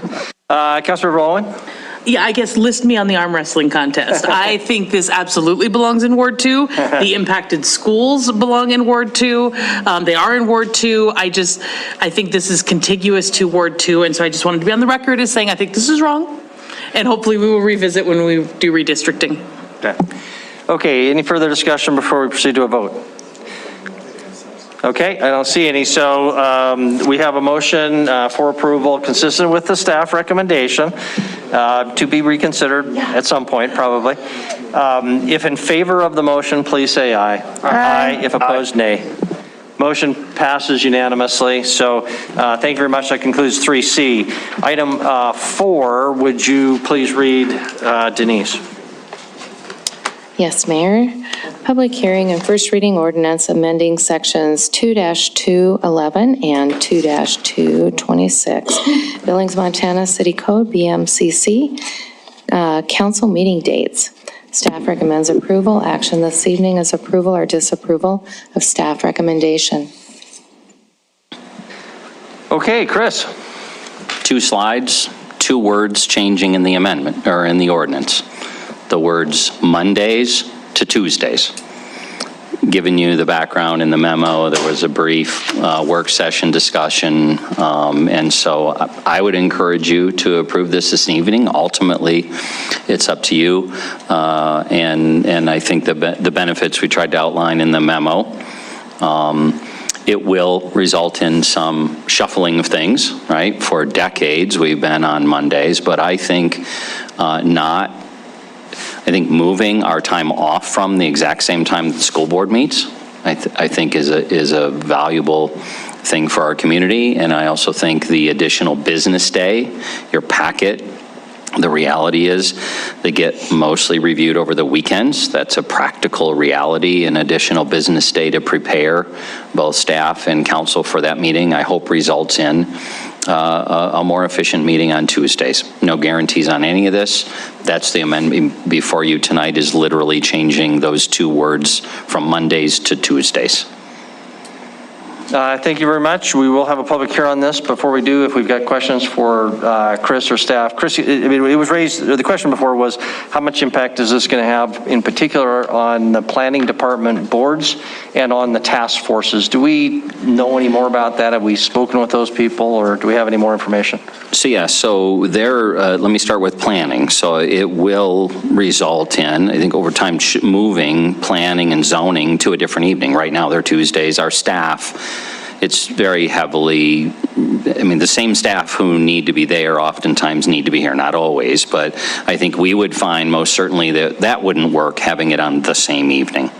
And so I expect that to shift, whether that one goes to Mondays or Wednesdays or Thursdays. That's not been determined, but I think that will need to move.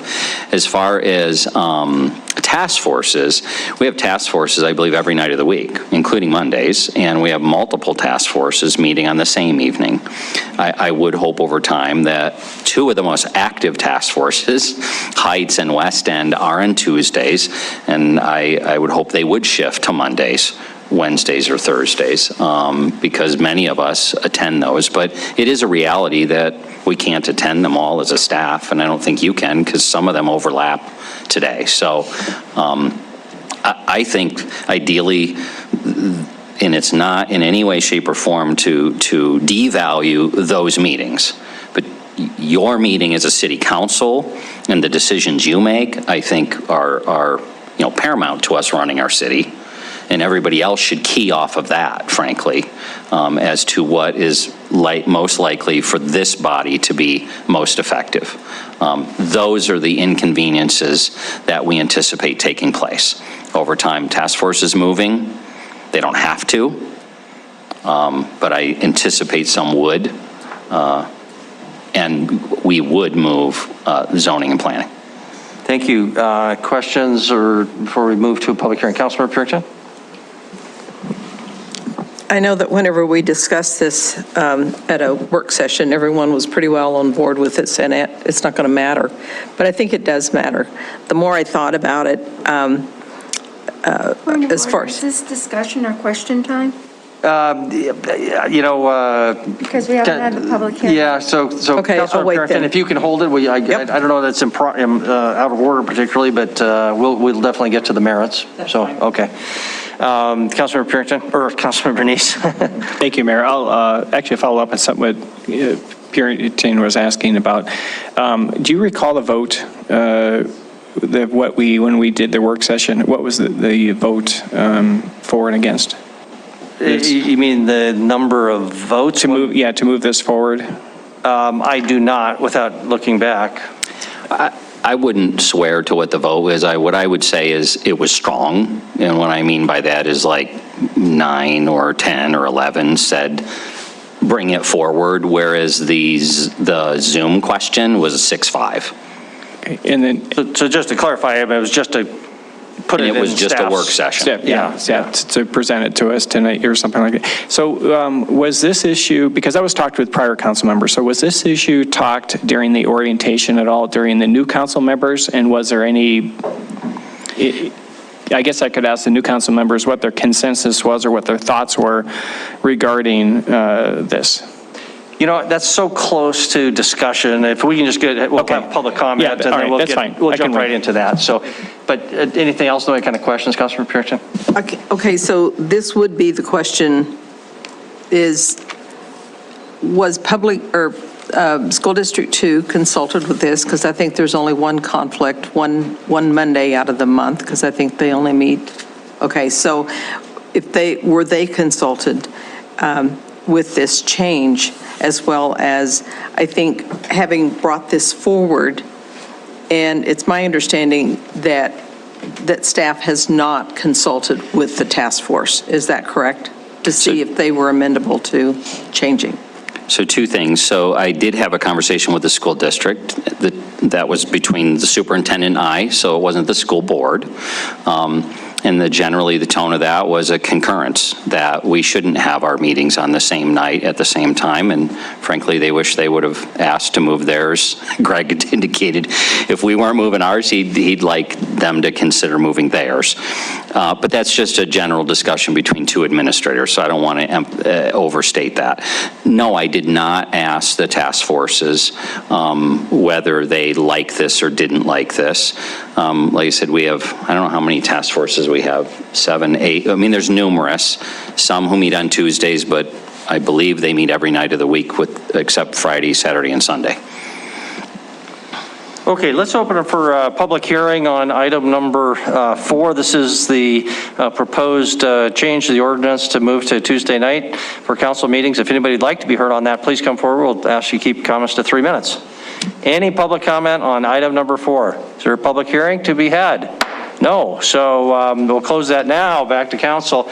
And I want to just recognize we had some other questions kind of on the floor. Councilmember Neese had asked, I think, or somebody specifically about the thoughts of the new council members and what do they think, right? Whoever put that.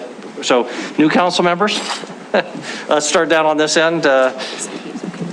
Yeah, so both Councilmember Tom Rupsis and myself were at the meeting, and we were invited to come up with, which is nice. And we both said that sounded fine for us. I mean, I have something on Tuesday right now, on a third Tuesday of the month, but I'll reorganize that. Frankly, I'm having to reorganize it this month anyhow because we're going to be meeting after MLK Day, and so there are a lot of Mondays. There are some Monday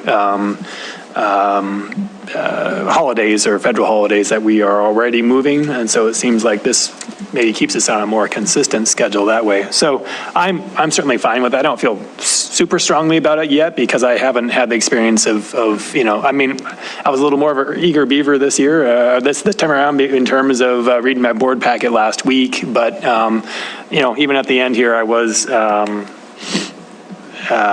scrambling because I couldn't get home for lunch to review the comments back from the city, so it was just a real scramble. So anyhow, I'm a soft support for moving to Tuesday. Okay, thank you, Councilmember Owen, Tidswell, and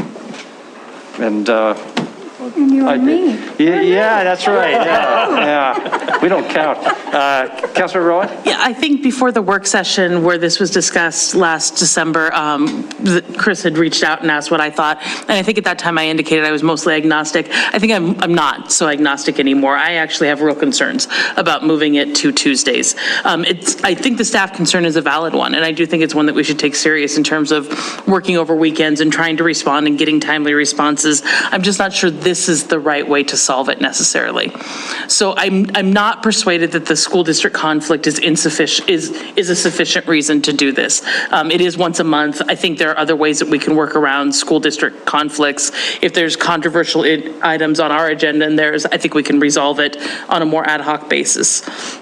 I'm mostly concerned about non-governmental meetings that happen on Tuesday nights. I think we haven't factored in the fact that there are basketball games and church meetings and lots of things, I think more that happen on Tuesdays than happen on Mondays, which results, I think, in a decline in citizen participation. That would be a concern for me. Because both the city council and the school district are on Monday nights. In this community, our culture is sort of Monday night's government night, and that's your chance to participate in our governmental hearings. And I think by moving to Tuesday, we would run into many more private sector conflicts that might decrease citizen participation. I also would throw out, just as an option for discussion, that we might be able to rectify the concern of staff, which I do think is valid, by being more disciplined about what goes into work sessions. Maybe we need to try to explore options to have things, many more things, or at least some more things, go through a work session before they come on the regular business agenda, so that council members would have sort of two bites at the apple, or at least a week ahead of time to flag concerns, to raise issues, to give staff not an extra day, but an extra week or more to work on issues that were raised up. There may be land use timing issues that make that difficult for some items, but I think we might have an opportunity here to say, you know what, before something goes on the business agenda, it's going to go through a work session. And council members will use the work session as their time and will reserve business meetings for much more of the public's time. We might have other ways to solve it. So maybe we're not ready to answer this question yet. Maybe there's some more brainstorming we could do, because I don't want to see staff working the weekend just because that's when council members are reading their packet. But I'm not persuaded that the move to Tuesday is the right way to go. Okay. I just know from conversations with Tom Repsis, I think he was in favor, but maybe the discussion would change his mind. I don't know. Councilmember Tidswell? And Councilmember Shaw, we'll come back to you, or Joy, if you really want to. Yeah, I know. Okay. I was agnostic myself until I just listened to you, and I'm kind of in the same vein right there. So, yeah, maybe we table this a little bit until we have better ideas. We want to just make the change. Yeah. Okay. Okay, we've heard from the new council members, so anybody else? Councilmember Joy, because I had mentioned her, and then Councilmember Shaw. Thank you, Mayor and Council. Yeah, I guess I would say that I don't necessarily think all the issues are simply with staff. I would say as a council member, my family, everyone who works Monday through Friday, including me. And so Saturday and Sunday are only days to have birthdays and get-togethers. And I don't think that changing the date for a council meeting should be predicated on my family experience.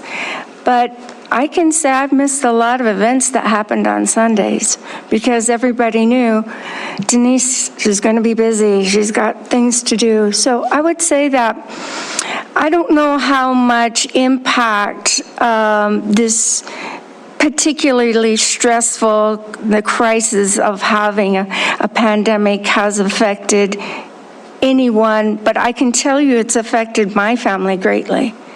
And one of the things that I think really kind of came to fore is family is pretty darn important.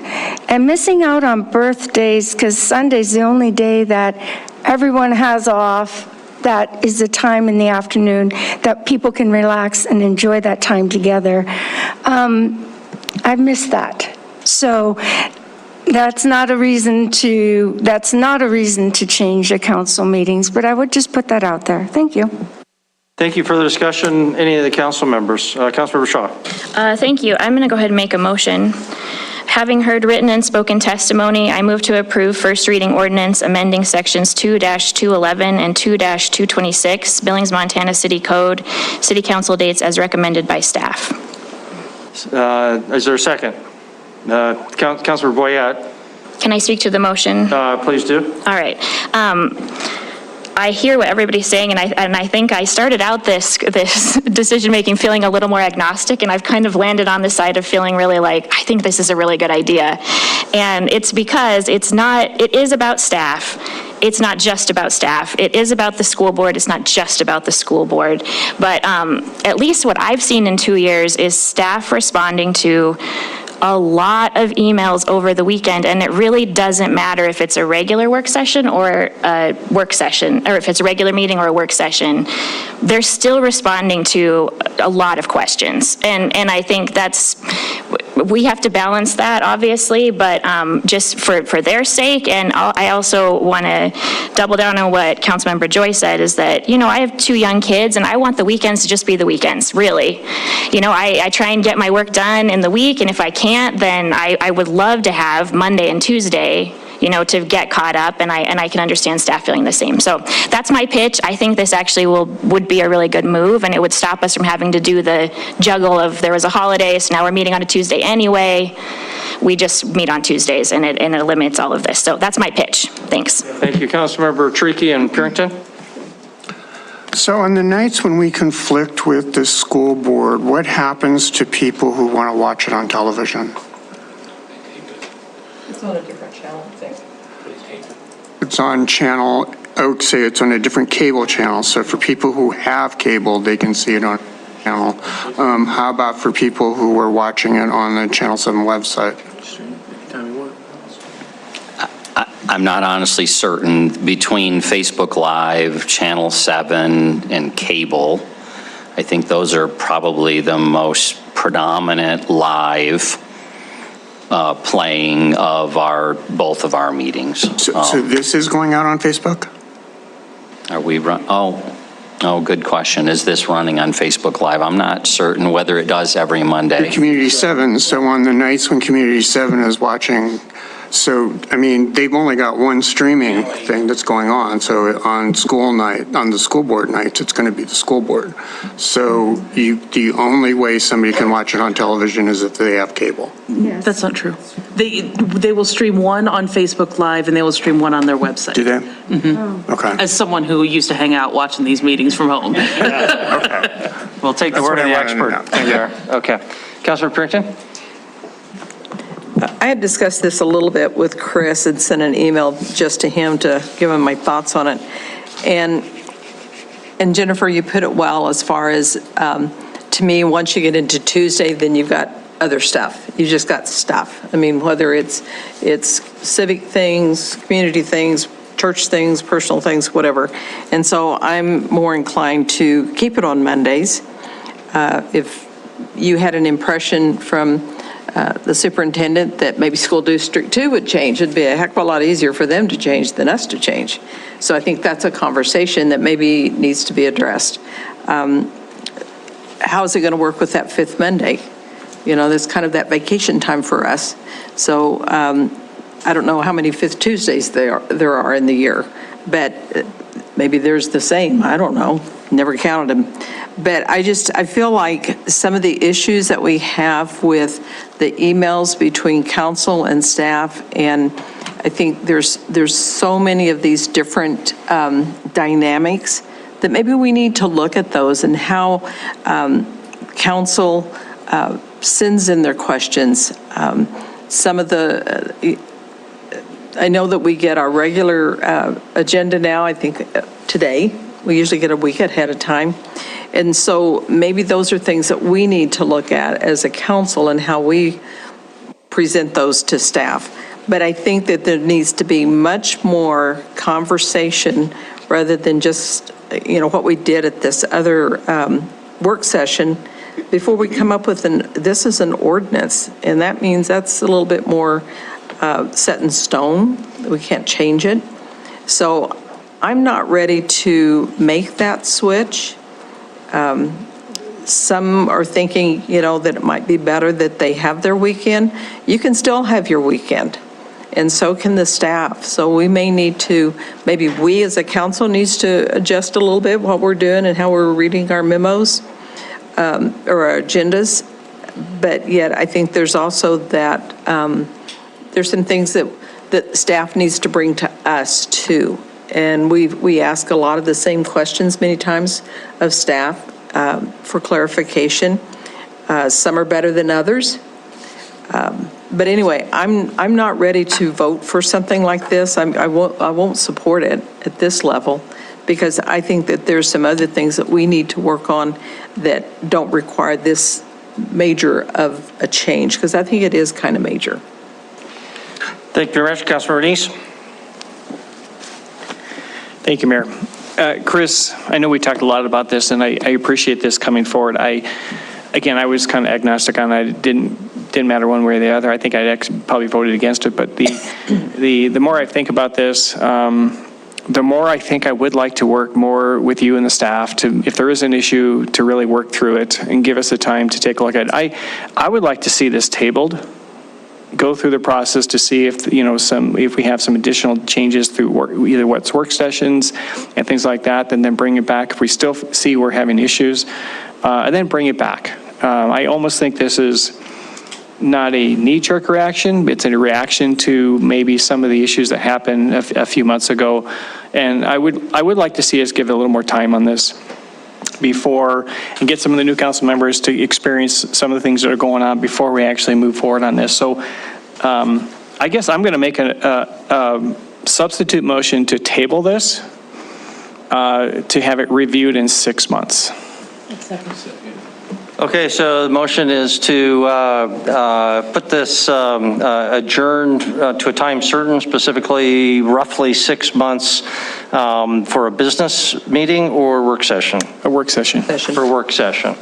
Okay, so that's the motion. Councilmember Owen? It's second. And is the second, okay? Okay, so discussion on the substitute motion. Councilmember Tricky, Councilmember Purington. Two things that I would like to say. First is that I'm hearing a lot of talk about there are other options. I'm not hearing anything specific. This is the only thing on the table that we've seen so far that tries to address the issue of, in my mind, not just staff, but council members who have to work, having to work over the weekend in order to do it. That's one issue.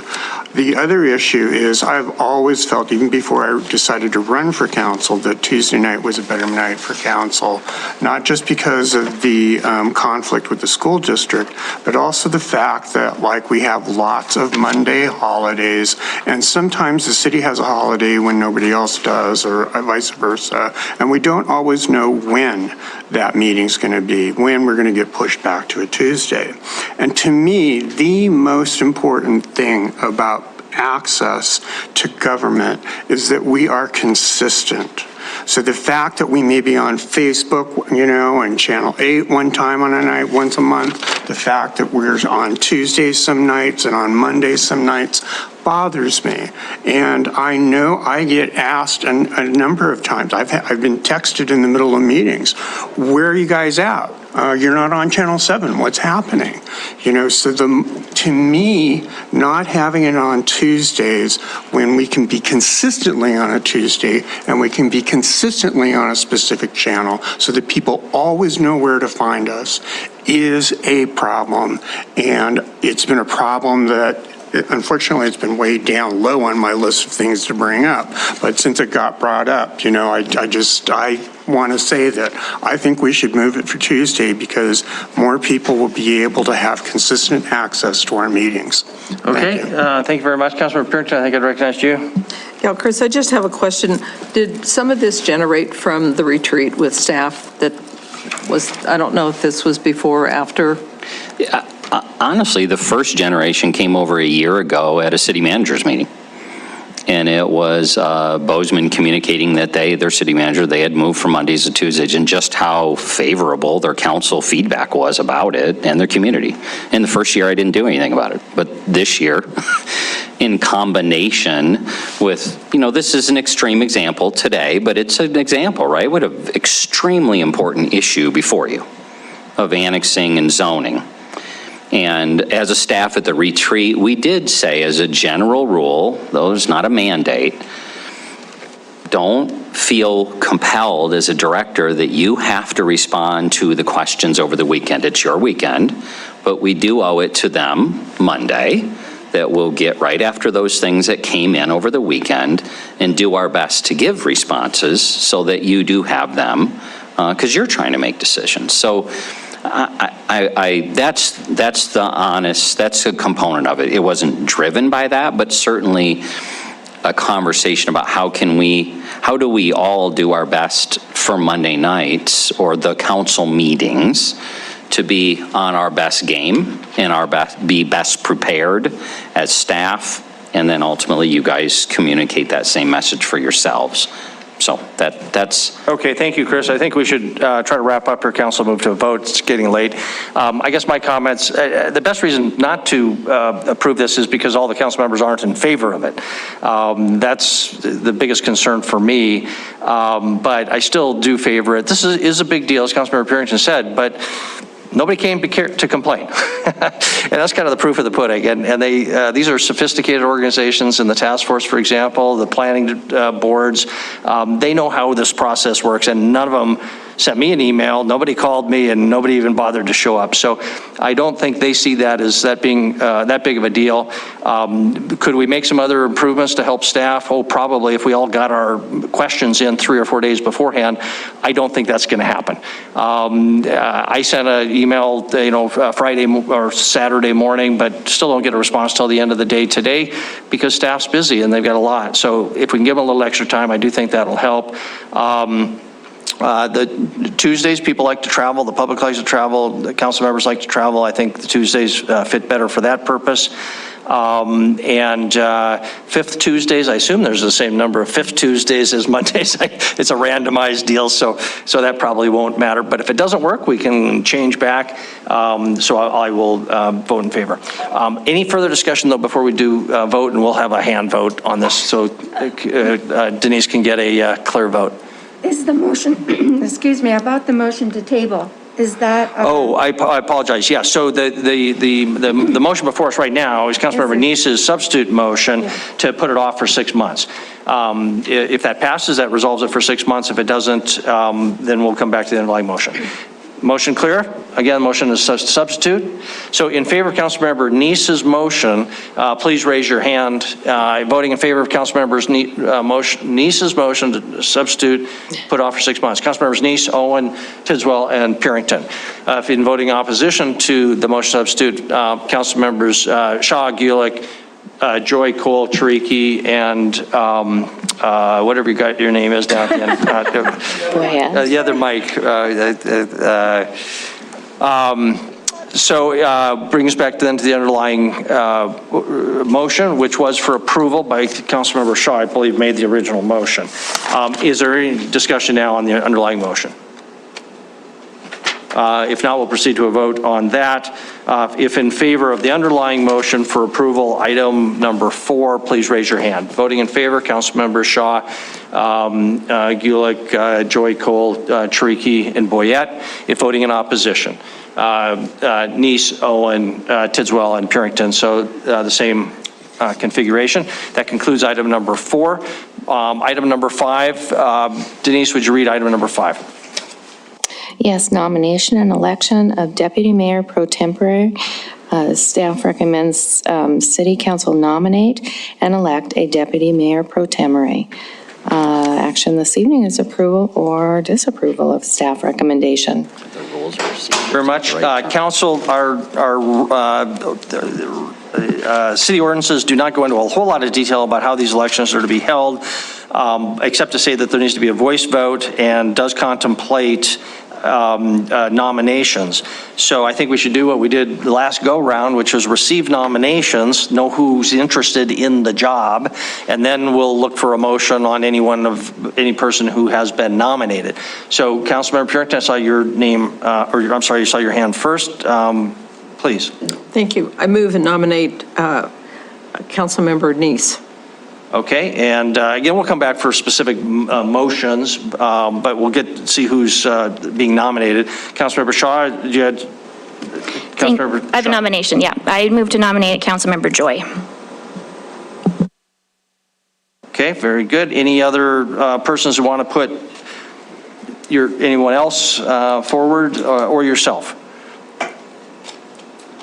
Okay, so we have 2 nominations. Now we need a motion on one or the other. I guess we'll start in the same order if that's your preference. Councilmember Boyette. Or I'm sorry, Councilmember Purington. Look alike. It's getting late. It's getting late. You're in a hurry. Yes, I am in a hurry. I apologize, Your Honor. Just on the point of process, are you looking for are we going to do it the same as we did for the deputy mayor? Do you need a motion? Now that we have the nominations, we know who's interested. We'll look for a motion. Councilmember Purington will make that motion. That'll go up or down. And then if there's a majority, that resolves it. If it doesn't, then we move on to the next. Last time do you remember how we did it we did it where we just said the person's name as we went around? Oh, I don't remember that. That was I liked that because we didn't have to vote against anybody that way. It just felt like a nicer way to do it. And we only vote once. And we only vote once, Does anybody have any objection to that? And I guess we would just, I could randomize the order, but I think we talked about at our council is whoever started first would make it. So I guess we start with Councilmember Purington, maybe kind of go around like that. And then you just say who your vote is and we'll kind of tally. Is that okay? Yep. Anybody have any objection to that procedure? Councilmember Neese. Okay. Councilmember Boyette. Ryan didn't do a bad job the last 2 years since he didn't have to do anything, so Okay, so now we come around, Councilmember Shaw. Thank you. I'm going to vote for Councilmember Joy, and I do just want to point out that she and the mayor now have the most experience of anyone on council. They are our eldest council members. Yeah, the old fogies. Councilmember Gulick. Well, with respect for all who are interested, I am going to vote for Councilmember Joy. Have some women in their makeup as well. Thank you. Councilmember Neese. Neese. Councilmember Owen. Councilmember Neese. Councilmember Joy. Councilmember Joy. I appreciate Councilmember Neese's service in the past, so I'll vote Councilmember Neese. Councilmember Tricky. Councilmember Joy. Councilmember Tidswell. Neese.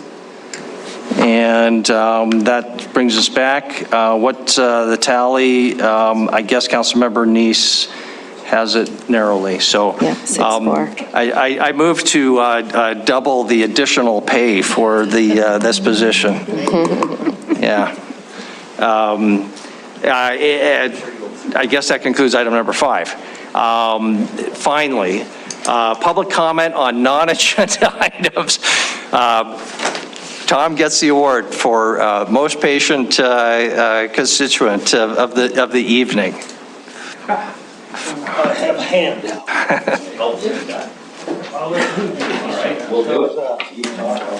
Tom Serboen, 1747 Wicks Lane. We started out, we were going to have a dozen of us up here, but all of a sudden, Gary and Sue McDaniels are under COVID restrictions and can't come out. Roger Webb had a 8:30 real estate meeting, and we thought we'd be done by then with this little agenda. And Terry Odegaard is on a serious agenda of drugs for his heart and had to go take his timely medication, so that leaves me.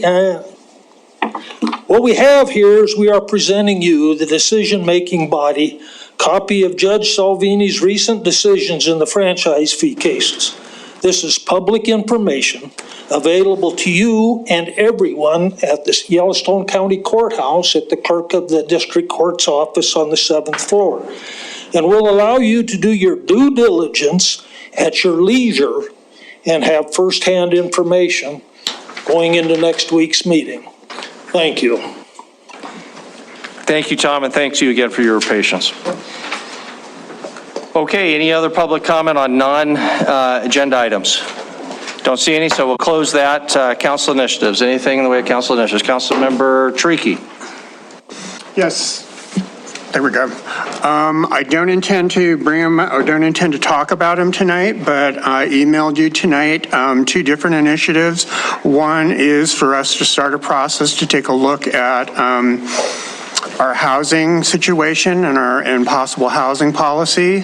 And the other one is to take a look at whether or not we should issue a general bond for the construction of the Stillwater building. Just very, very, very briefly, I think, I think we all recognize that we have a housing issue and we need to address it somehow, so I'm wanting to start a discussion about how we can do that. And the other one is just a question of whether or not where we want that $10 million to come from for that construction. And that's another conversation that I think we should have, so that's why I'm pushing these forward. We can talk about it next week during discussion a bit and kick back and forth between then and now. The only one I do want to talk about the housing thing, and I hope that we can figure out some way to move forward and figure out what's going on with housing in this town. Thank you. Thank you very much. Councilmember Neese. Thank you. Mayor, thank you, Mayor. Chris, this is for you, really more an update. We passed an initiative on this sober living housing. I recall that. Danny, your initiative. Do you know where we're at on that? We've got a committee formed yet to get going on that. Is there any work being done on that? Because that is an important issue. I think I'd like to make sure we fast track that and get that going. Yeah, it is a very important issue. I would say it's not something we've gotten the opportunity to start drafting legislative changes on. I do think it's going to be another part of the discussion, though we're not the foundation of what the meetings are this week relative to legislators. But that topic is one that I expect will be part of that conversation, is what legislative changes need to happen so that the city can enforce things. So it's not been forgotten about. It's when I show you the priorities that were adopted, added to that will be each of the initiatives that the council passed here in the last, period. And I think, and that's one of the 2 or 3 from the last 90 days. Okay, Chris, a follow-up on that. Legislation might be great, but that's pretty far down the road. I'm thinking, are we working on a memo that describes what the legal status of these are, how many they are, where they're located, sort of the factual foundation? So the council has received in the past and still holds on what the legal standing is, what legal review is to the limitations that we have, and they're incredibly limiting in those from federal law and state law. And really where the opening seems to be from the conversations is at the state level, that if the state does some things like Tennessee and a few other states have done, that really puts you in a position to do things that prior legal counsel, though actually it might have been Brent's name on it, but I think Jean is the one who had done the research and the work, had outlined for the council where she felt we could go relative to regulating housing. In this capacity. So I would let you know, the bad news is no, I do not have a draft. There's not it's not happened yet.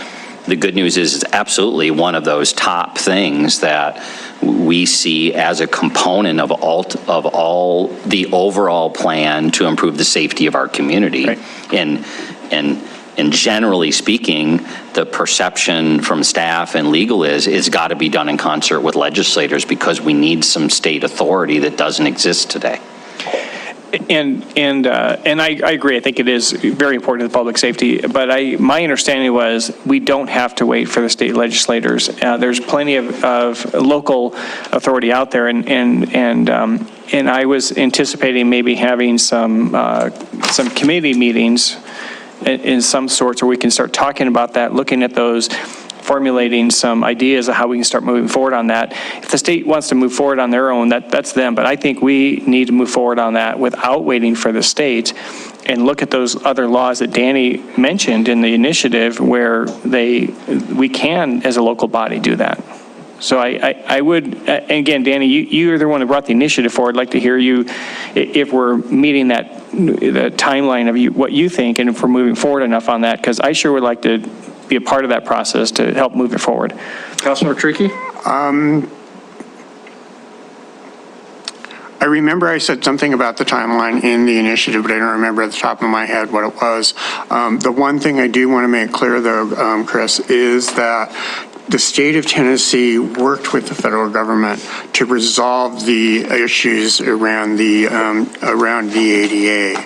So whatever they've got in there shouldn't pose the types of problems that were there before. Where do I put it in terms of all the other? I wouldn't want to make a statement about where I would put it anywhere else in terms of all the other priorities. I think it's something that pops into our hopper when we take a look at the priorities. Mayor, Council, if I could add one other, and it's specific to safety. It's not specific to just sober living. Just over the weekend, Kurt Olney, on our behalf, I've been working with Kurt. Kurt's been doing the lion's share. We shot out emails. He shot out emails on our behalf of several statistics, data points that we've asked the county, the feds, all of our local partners in this as we're trying to collect data to understand, where the impact points are. And we certainly know this issue is one based on the crime statistics or the crime out of them is one of the areas that we want to make movement on, need to make movement on in 2022, as far as we can get locally without any changes to the state of Montana, as well as if we need to have changes to the state of Montana, that they be a partner in those. So, sitting here on January 10th, we have not moved a lot in the last 45 days on this since it was adopted, but it is absolutely a priority. It ties directly to safety. Well, thanks for answering that, because I didn't even talk to you about beforehand, but I appreciate it. No, that's totally fine. Chris, can I just ask that you update the list of council initiatives? I know we had a chart, the last one I have here is dated April 16, and we've added to this. And it'd be nice to just see them all in one place, get rid of old ones. By writing them down, it helps to define exactly what the plan is. So if I could ask you to do your best to update that and distribute a draft, maybe we could, then we have something in front of us. Happy to. Okay, council, are we ready to adjourn? Any other thing that we have initiatives? No. Okay, thank you for your patience. Let's stay longer. Yeah, we're adjourned.